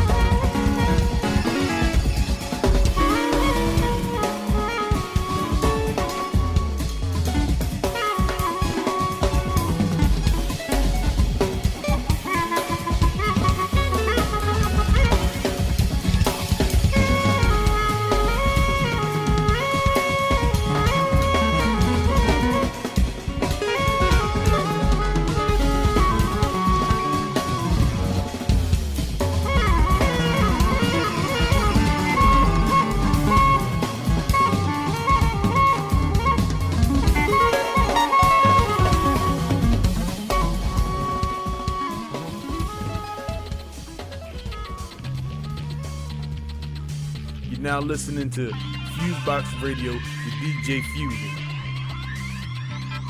Yes, sir, no, sir, have a nice day. It shouldn't have to be this way.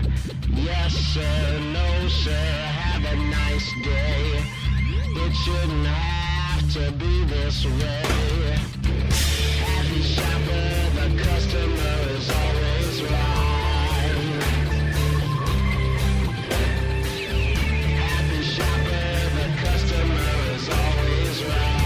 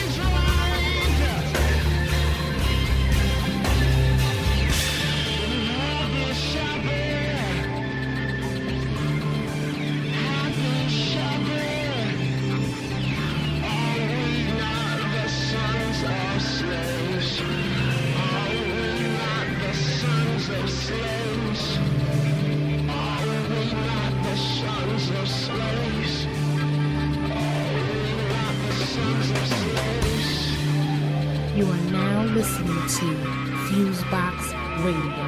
And during the few moments that we have left, we want to talk right down to earth in a language that everybody here can easily understand.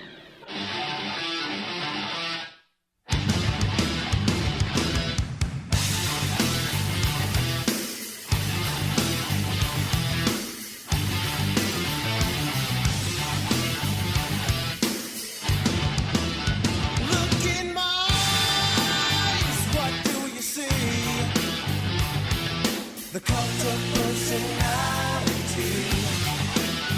I know your anger, I know your dreams.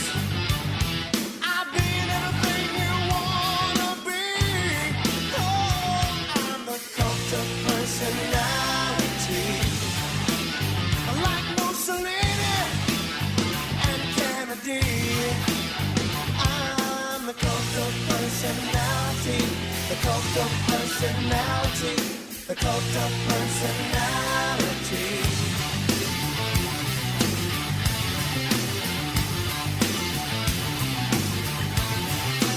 Neon lights, Nobel Prize, when a mirror speaks, the reflection lies. You won't have to follow me, only you can set me free.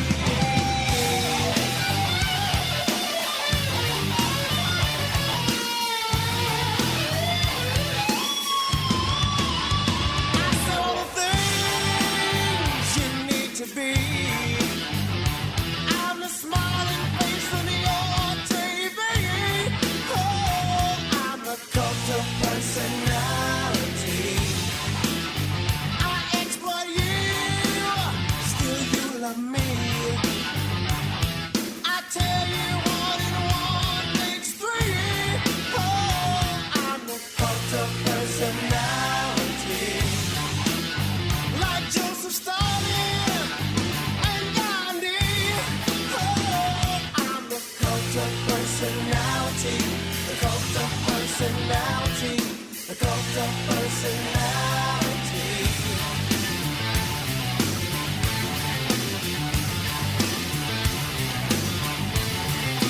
Neon lights, Nobel Prize.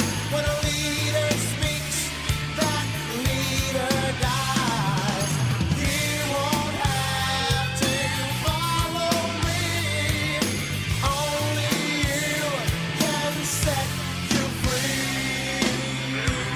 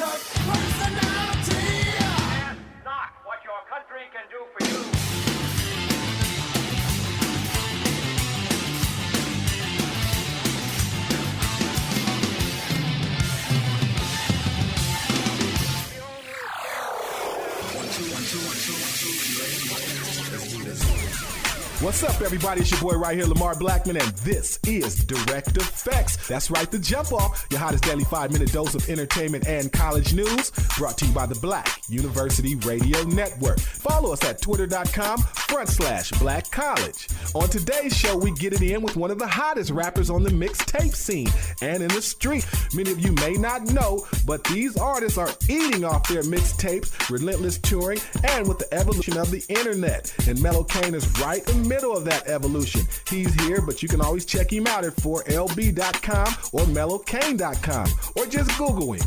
And historically black colleges and universities are taking the lead in spreading the word about the Holocaust. Yes, I said it, Holocaust, going on in Sudan. That's right, Darfur, Sudan. That's in North Africa. Right now, over 400,000 have been killed by the Sudanese government. I bet you haven't seen much coverage of that. Well, the Black University Radio Network has got the scoop, so you don't have to worry about that. And Spelman College lands a $10 million grant from Lehman Brothers Holding Incorporated for a Black Women's Enrichment Program. I'll break that all down for you right here. Congratulations, Spelman, on Direct Effects. This is Mellow Kane, and I'm coming up next on the Black University Radio Network. Yeah.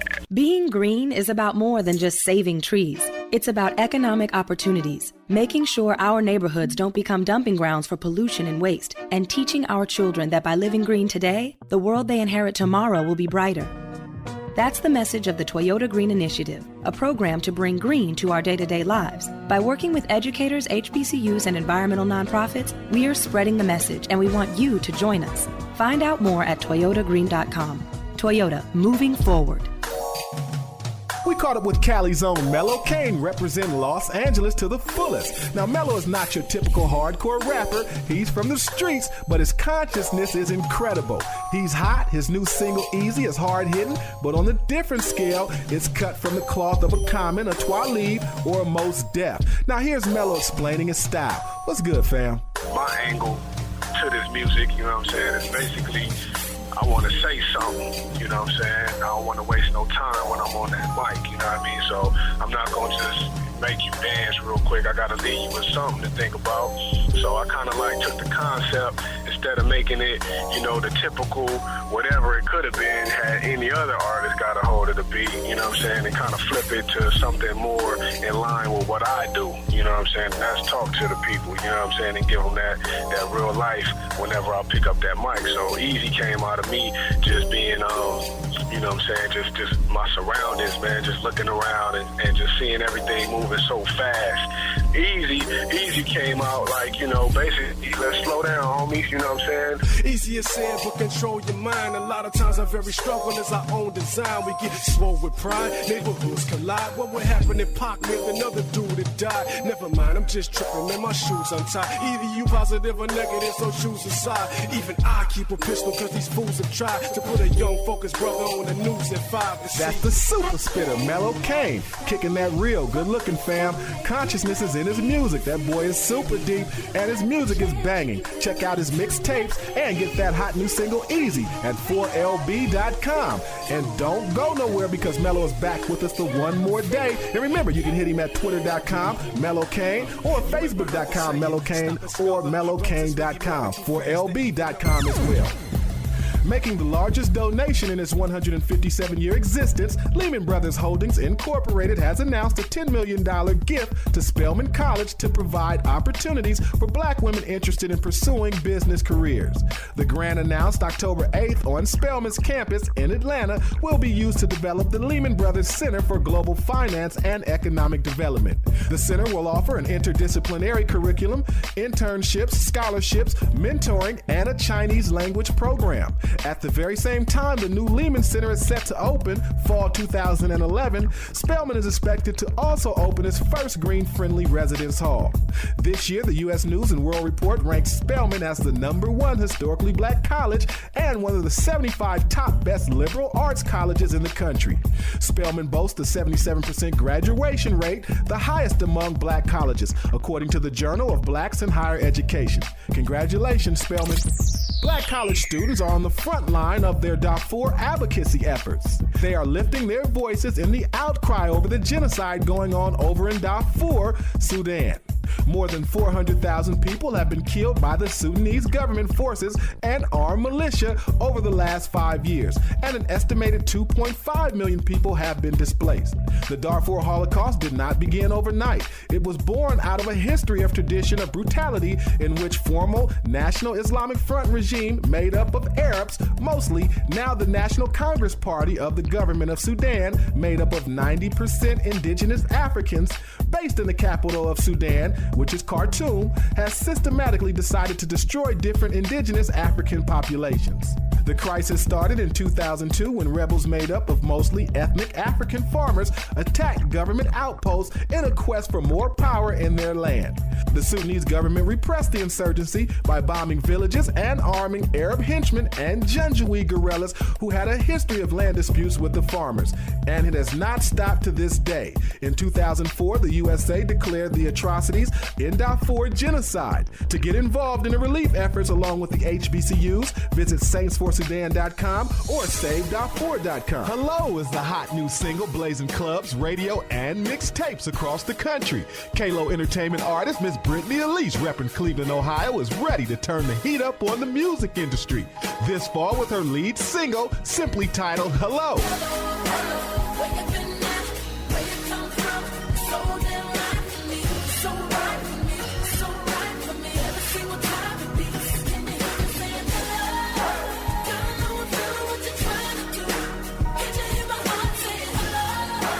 You may remember Miss Brittany Elise from her very popular debut single, Satisfied.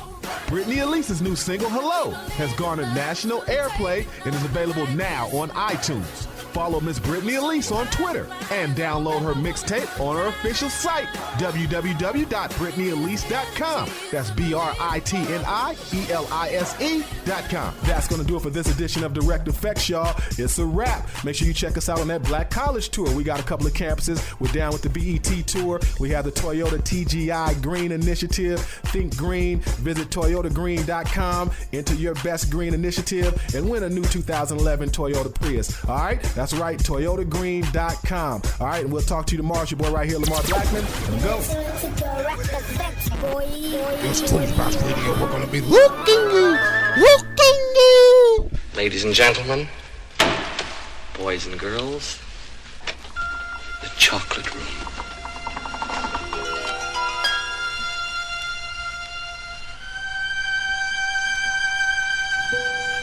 Hello?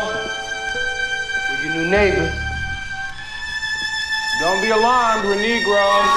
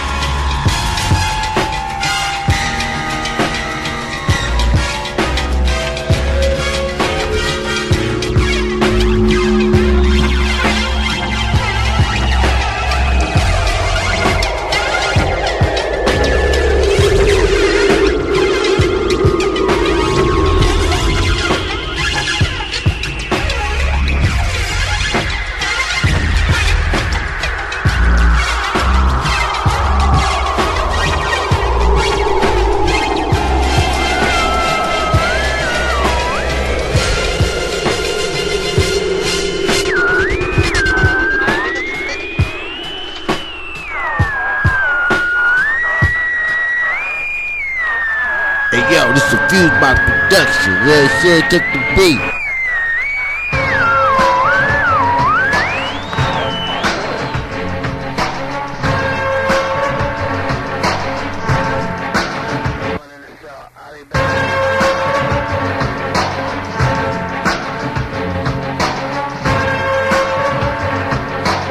Follow me, tell me if you feel me. I think niggas is trying to kill me. Picturing pistols, spitting hollow points till they drill me. Keeping it real, and even if I do conceal my criminal thoughts, preoccupied with keeping still. See niggas is false, sitting in court, turn snitches. They used to be real, but now they petrified bitches. I'm trying to be strong. They sending armies out to bomb me. Listen to Ron, the only DJ that can calm me. Constantly armed, my firepower keep me warm. I'm trapped in the storm, and fuck the world till I'm gone. Bitches be warned, word is born, you'll get torn. I'm busting on Giuliani, rubbing my niggas wrong. Ending this song, before I leave, picture me, I'm spitting that pump. Bitches and hustling to be free, watch me set it. Niggas don't want it, you can get it, bet it. Make these jealous niggas mad, I said it. This thug life, nigga, we don't cater to you hoes. Fuck with me, have 100 motherfuckers at your door with 4 foes. Yeah, nigga, thug life, thug life. I'm hard.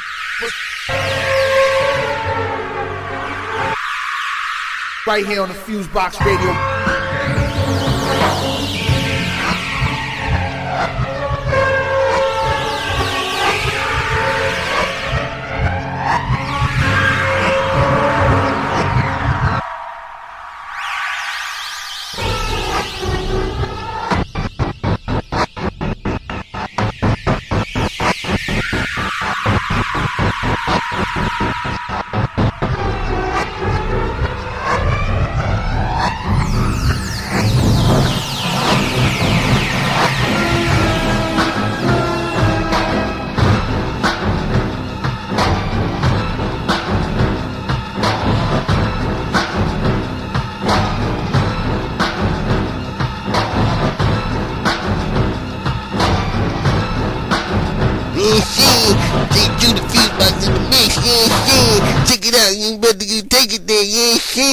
Jehovah said I'm born from the pearly gates, fuck em. I didn't want to go to heaven anyway, but my mama got me on my knees with my hands gripped, talking about some praise the Lord shit. Hail Mary, fuck her, I never knew her. I probably screw her and dump her body in the sewer. Our Father, my pop stuck up dope spots, big, black and mean with the fifth by the gabardines. What you expected from his next to kin? I'm loco, bro, but ain't no Mexican. I got 9s in the bedroom, blocks in the kitchen, a shotty by the shower if you wanna shoot me while I'm shitting.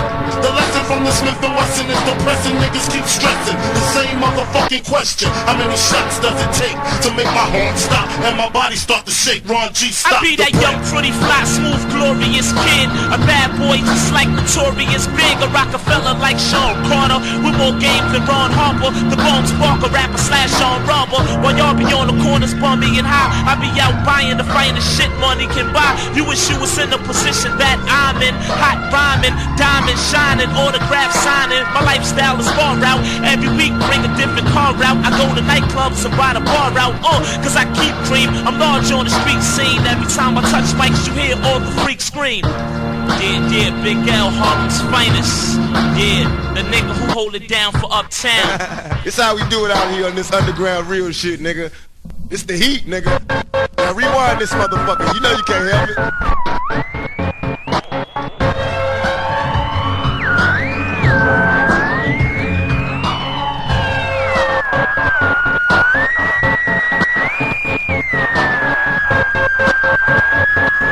Just hopped off the Millennium Falcon. This is Cab CAB, representing for FuseBox Radio.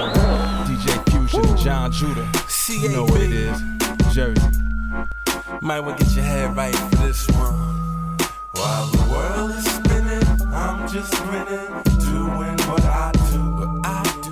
I'm too busy to be caught up and concerned with you. But if you get my attention, I lays it down straight to the point and don't F around. Touche, ricochet all day, boom, boom. Guess who stepped in the room? City to city, country to country, they want me, they pump me. If you knew like I knew, you wouldn't confront me. Everybody talk slicker and quicker when drinking liquor. Honey, snicker, some bigger, cause I want something that's thicker. Sexy, athletic, poetic, and energetic. Electromagnetic, with good credit embedded. You pathetic, running around hating on me.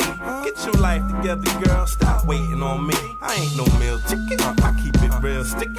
Real deep in your booty for sure. You a cutie, can't hubby me up. I'm round the world getting money, flattered, intrigued, but I find it fun. Yeah. While the world is spinning, I'm just grinning, doing what I do. caught up and concerned with you. But if you get my attention, I lays it down straight to the point and don't F around. Touche, ricochet all day, boom, boom. Guess who stepped in the room? I spent some lonely nights, 9-hour flights, reach new heights. The bright lights where my soul feel right. The price of freedom, lead them, need them. Don't wanna have to bleed them. Put them on a podium, watch them talk, read them. If you tell the truth, he lying from the day he was born. If he twitch and snitch, tell that bitch he gone. Got rules to abide by, the game's in force. OG nigga, certain lines can't be crossed. New Jersey in the house tonight, 280 West. Rub me the wrong way, it's getting addressed. Straight from the cuckoo's nest, big bird shitting and pissing. Drop a bomb on your ass, I'm not known for missing. While the world is spinning, I'm just grinning, doing what I do. I'm too busy to be caught up and concerned with you. But if you get my attention, I lays it down straight to the point and don't F around. Touche, ricochet all day, boom, boom. Guess who stepped in the room? Right here on the FuseBox Radio.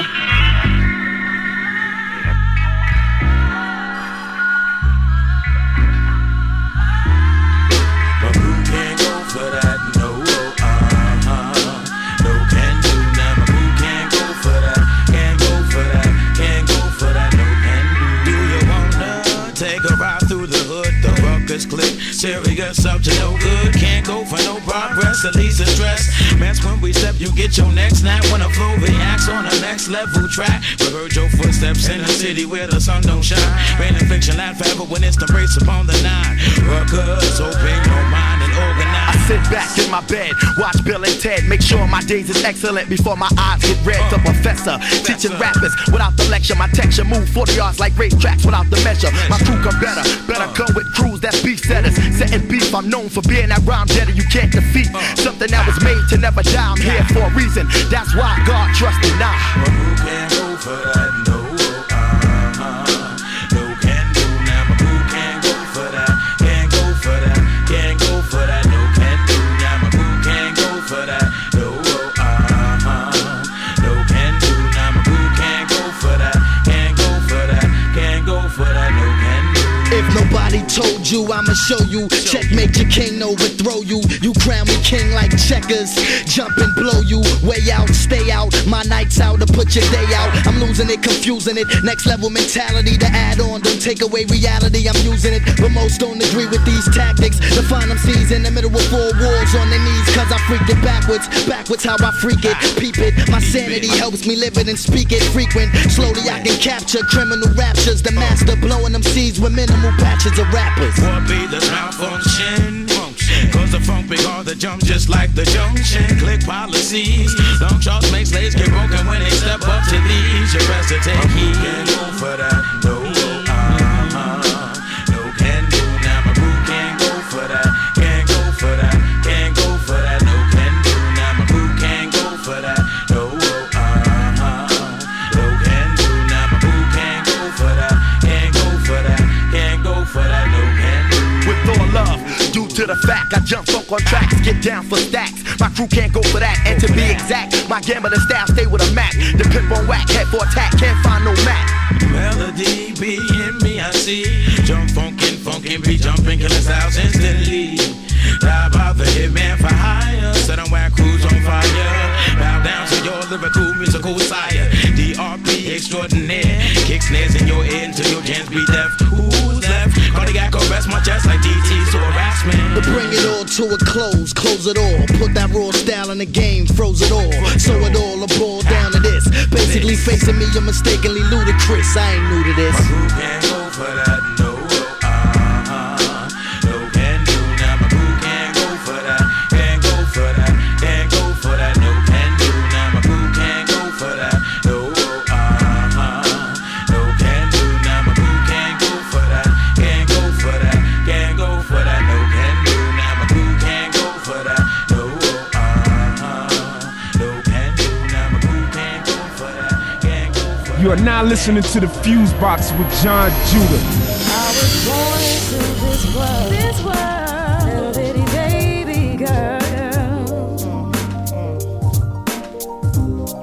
And not in a racist world. Now it's a difficult process.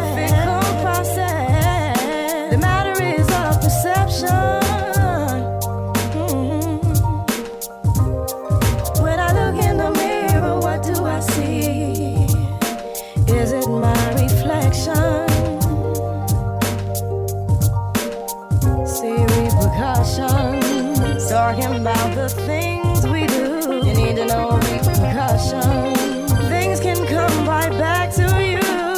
Isn't repercussions? What goes around comes around. Repercussions.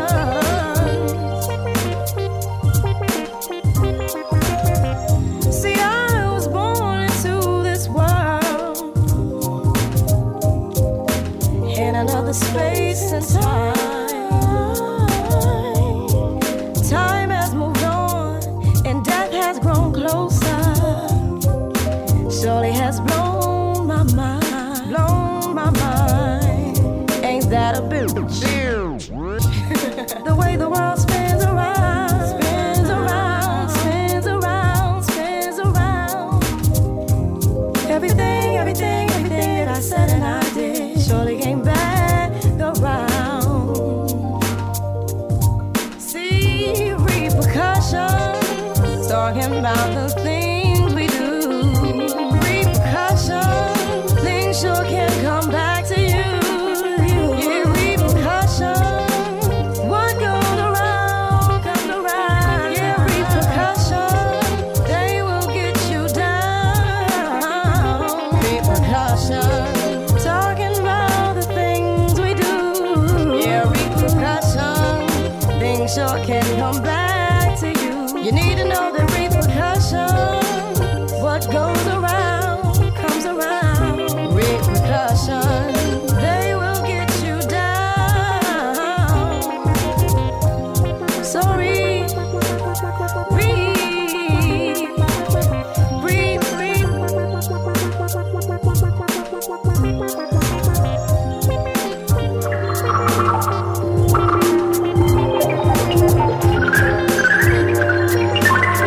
Yo, you're checking out FuseBox Radio with Jon Judah, and this is yours truly, Big Guru, the icon. Come on, my man Guru, ball head slick. Bring it on if you think you can hang. It's And if not, legendary. then let me do my thing. Yo, Kamachi, Philly's my official strip. Half street scientific, what I hit you with. The mind of an African initiate. I use my magic to murder any click you get. Don't need to click a clip. I'm in the jungle with Apollo stick. More powerful than any hollow tips. I'm out there like I blew up on the Apollo ship. I don't listen to Earth radio or follow hits. I'ma die for this hip-hop home I fought.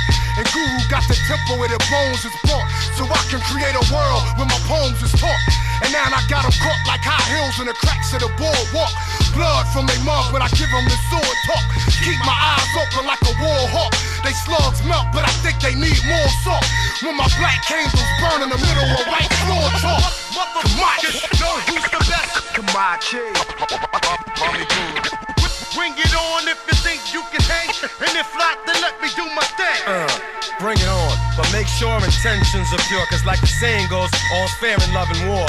They wanna try to dead a brother for. My bags are packed, I'm about to head out on another tour. While back home, all the shorties learn to pack chrome. They catch you slipping, you could get hit to the back of your dome. The New York blocks are still scorching. Word up, and it's the same down in Philly and the same up in Boston. Down south and out west, some don't move without vests. I feel a couple of rappers, but I doubt the rest. Cause I can tell they don't know what they're in it for. They know their whole steez is weak, but won't even admit it or don't wanna play the game by the rules. So again, the blind leads the blind, the foolish led by the fools. And picture me not setting it straight. That's like a fat kid at a cookout, not getting a plate. So bring it on. Motherfuckers know who's the best. Kamachi. Call me Guru. Gangsta. Bring it on if you think you can hang. And if not, then let me do my thing. Hey yo, I'm humble and calm, but I still rumble and bomb. Any fugazi lazy rapper, I crumble in my palm. They play roles. and they could never rock me. I'm well protected, well connected, and I rock Kamachi. About to take ours back from the culture stealers, cause we'll never see power unless we let our culture heal us. The strongest people call us the soul survivors, so beware the burning sands and the molten lava. Yo, the God known to control every cycle and season. This my holy land, commercial ass disciples is leaving. When I hit them with this automatic rifle, I'm breathing and send their souls right back to the spiritual regions. My show get a listeners a miracle evening. Mary's womb is the spot that my voice was conceived in. Now understand me and what you should believe in. Don't care about my wrist long as my mental is pleasing. The Messiah, Mommy legendary, cold status. Bring it on if you think you can hang. And if not, then let me do my thing. And if not, then let me do my thing. And if not, then let me do my thing. Bring it on, motherfuckers. Bring it on, motherfuckers. Yeah, bring it on if you think you can hang. Yeah, and if not, then let me do my thing. Yeah. Word up, bring it on if you think you can hang, stupid. Yeah, it's your man Guru, Gangstar representing, aka Ballhead Slick. You know what I'm saying? I'm in the house with my man Kamachi. Straight like that, Philly to New York to worldwide. We'll put an end to your fraudulent behavior. That's what's up. It's about to change, you heard? Bring it on, focus. Bring it on, focus. Yeah, bring it on. You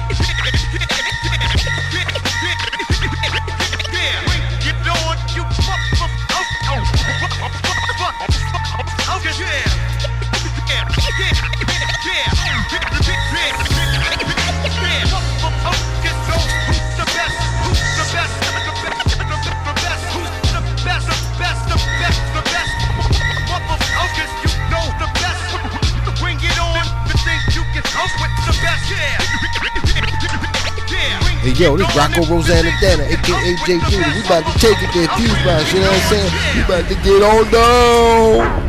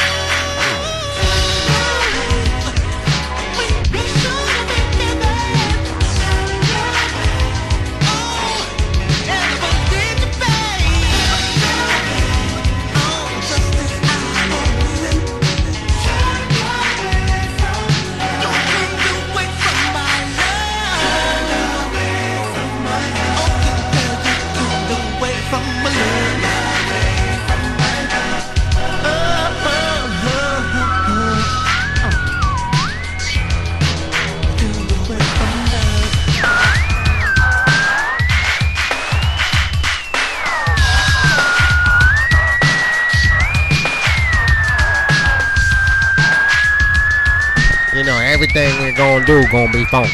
So check it out, world. FuseBox Radio, about to rock every boy and girl. Aye. Every day, a shade of blue. You won't believe what I'm going through. It just feels like I can't afford to let myself go. No, oh, no. Everyone is just the same. They touch me, but I can't say there has been no one brighter than you. I can't deny these things that I do. It feels like the world's at stake, 'cause I have been waiting for you. Heavenly, that's what you are. You're burning me like a shining star.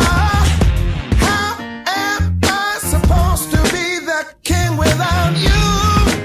Oh, oh, oh, it's true, yeah. Everyone is just the same. They love me, but I can't say there has been no one brighter than you. I can't deny these things that I do. It feels like the world's at stake, yeah. I have been waiting for you.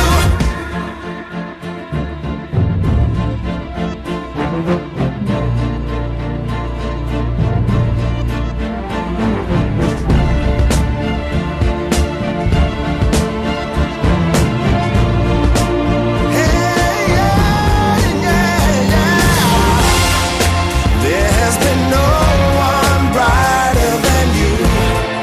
I can't deny these things that I do.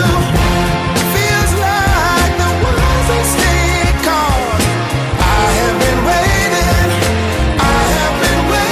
for you. I have seen no light brighter than you, and I can't deny these things that I do.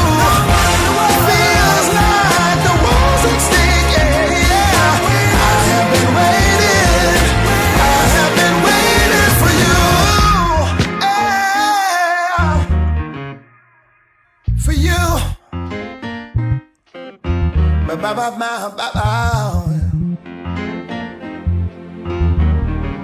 Yeah. Every day I sit down and I feel like I'm waiting for you. I've been waiting for you. For you. I have been waiting for you.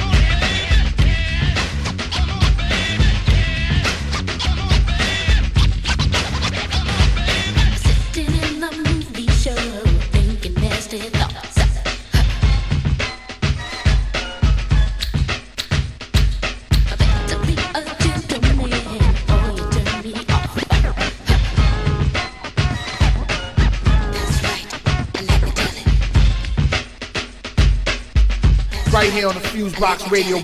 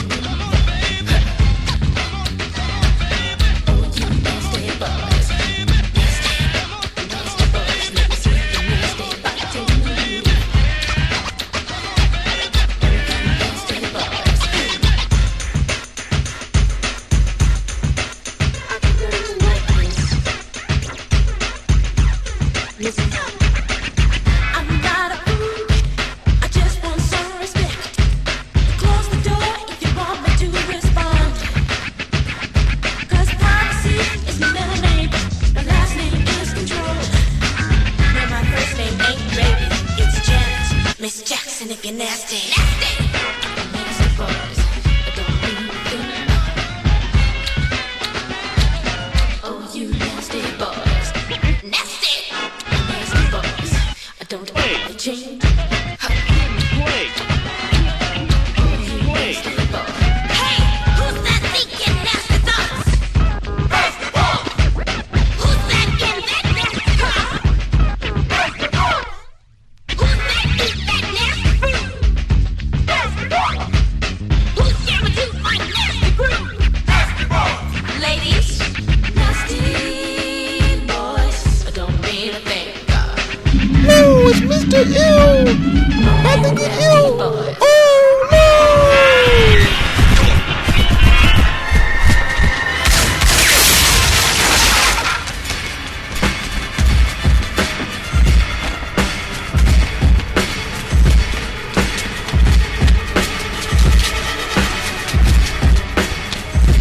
Go on your left.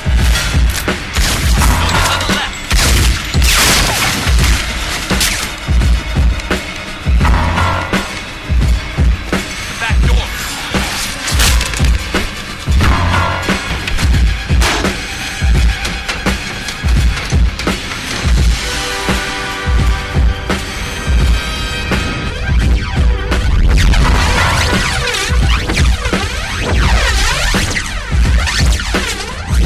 FuseBox Radio. Oh no. Here they come.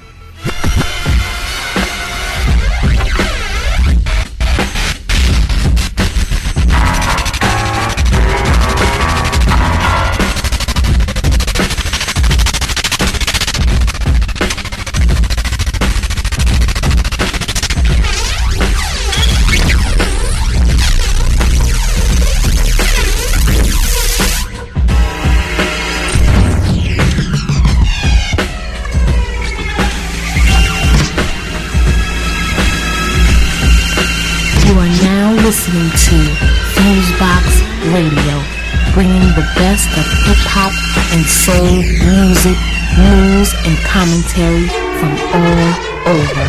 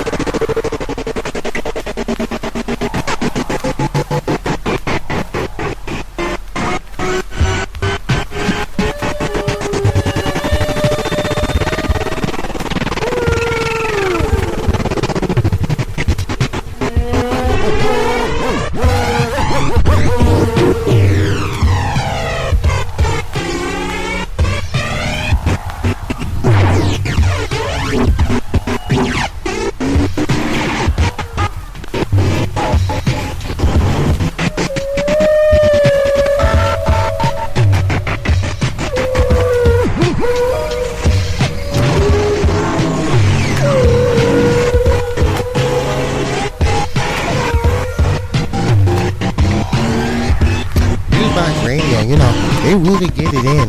They really just, they get it in. You know, they get it in.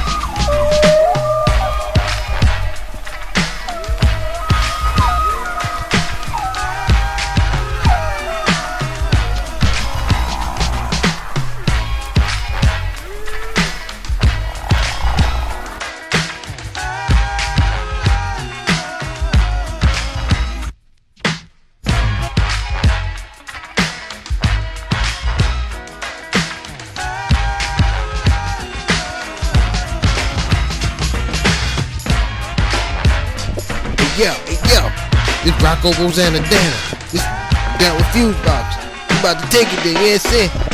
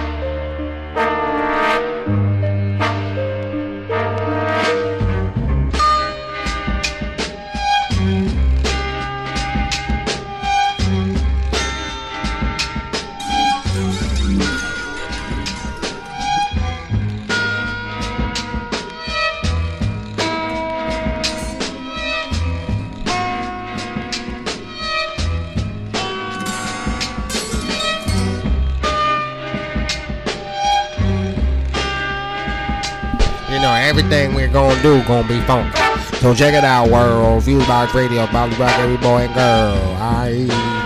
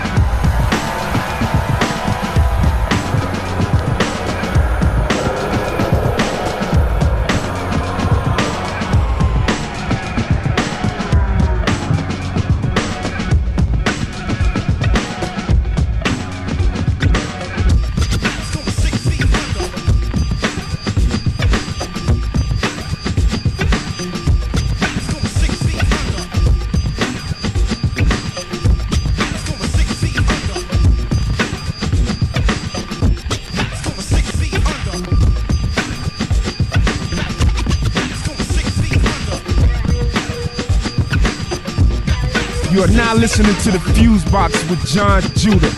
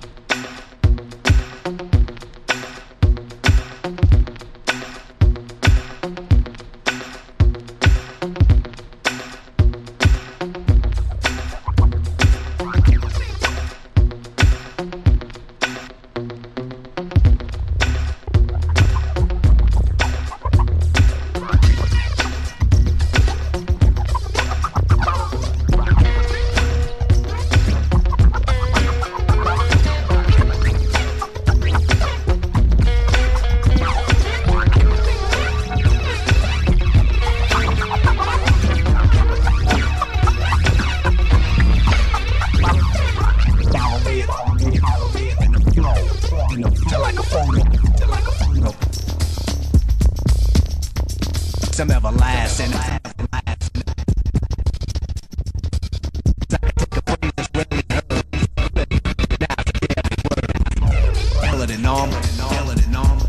Rock him or remain calm. Till I fade. Let's motivate. I wanna see them keep following and swallowing, taking the making, biting the borrowing. Step away from frozen. And as the rhyme gets chosen, follow me.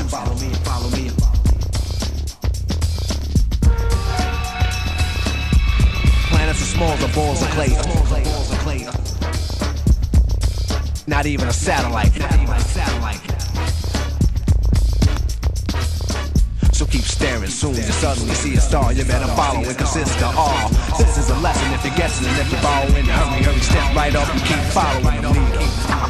Follow the leader, rock him or sing. Follow the leader, rock him or sing. Follow the leader, rock him or sing. Keep following, rock him or sing. Follow the leader, rock him or sing. Follow the leader, rock him or sing. Follow the leader. This is a lifetime mission. I listen. I'm about to flow. Cause the crowd said so dance. Sarah B on the blaze, bleeding to death, call an ambulance. A magnum as a microphone, murdering MCs. Follow the leader. Yeah, dope.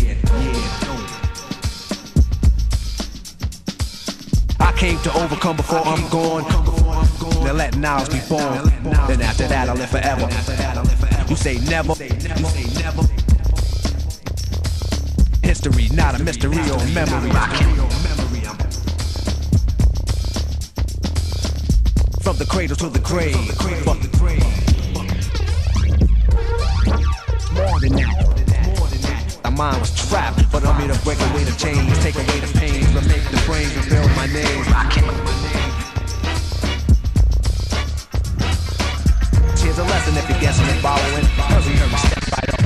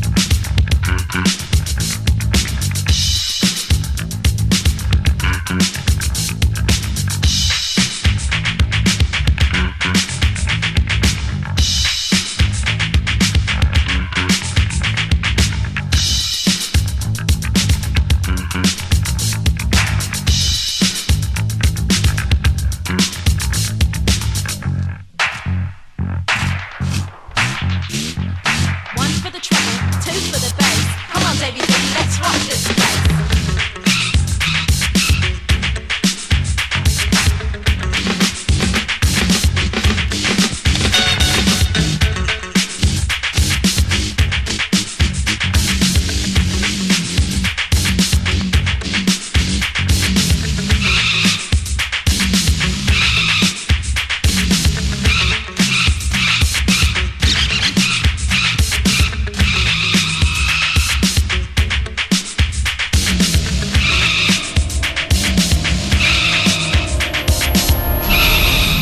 You are now listening to the FuseBox with Jon Judah.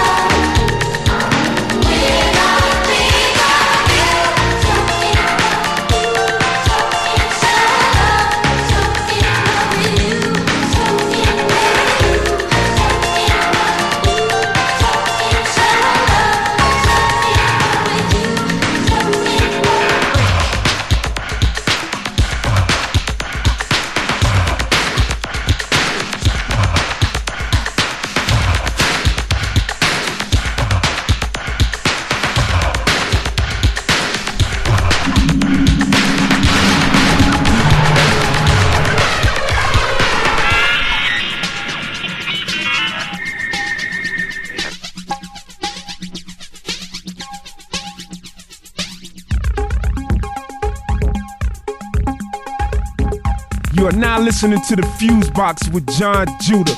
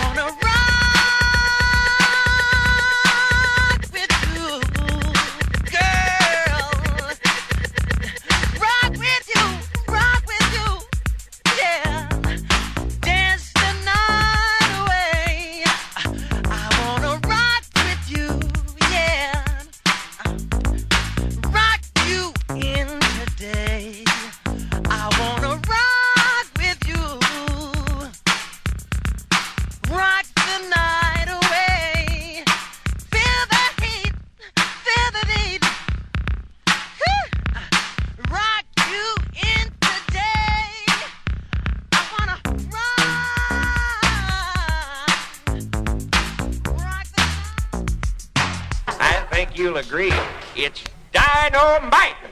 That's all the time we have tonight. Join us next time. Good night.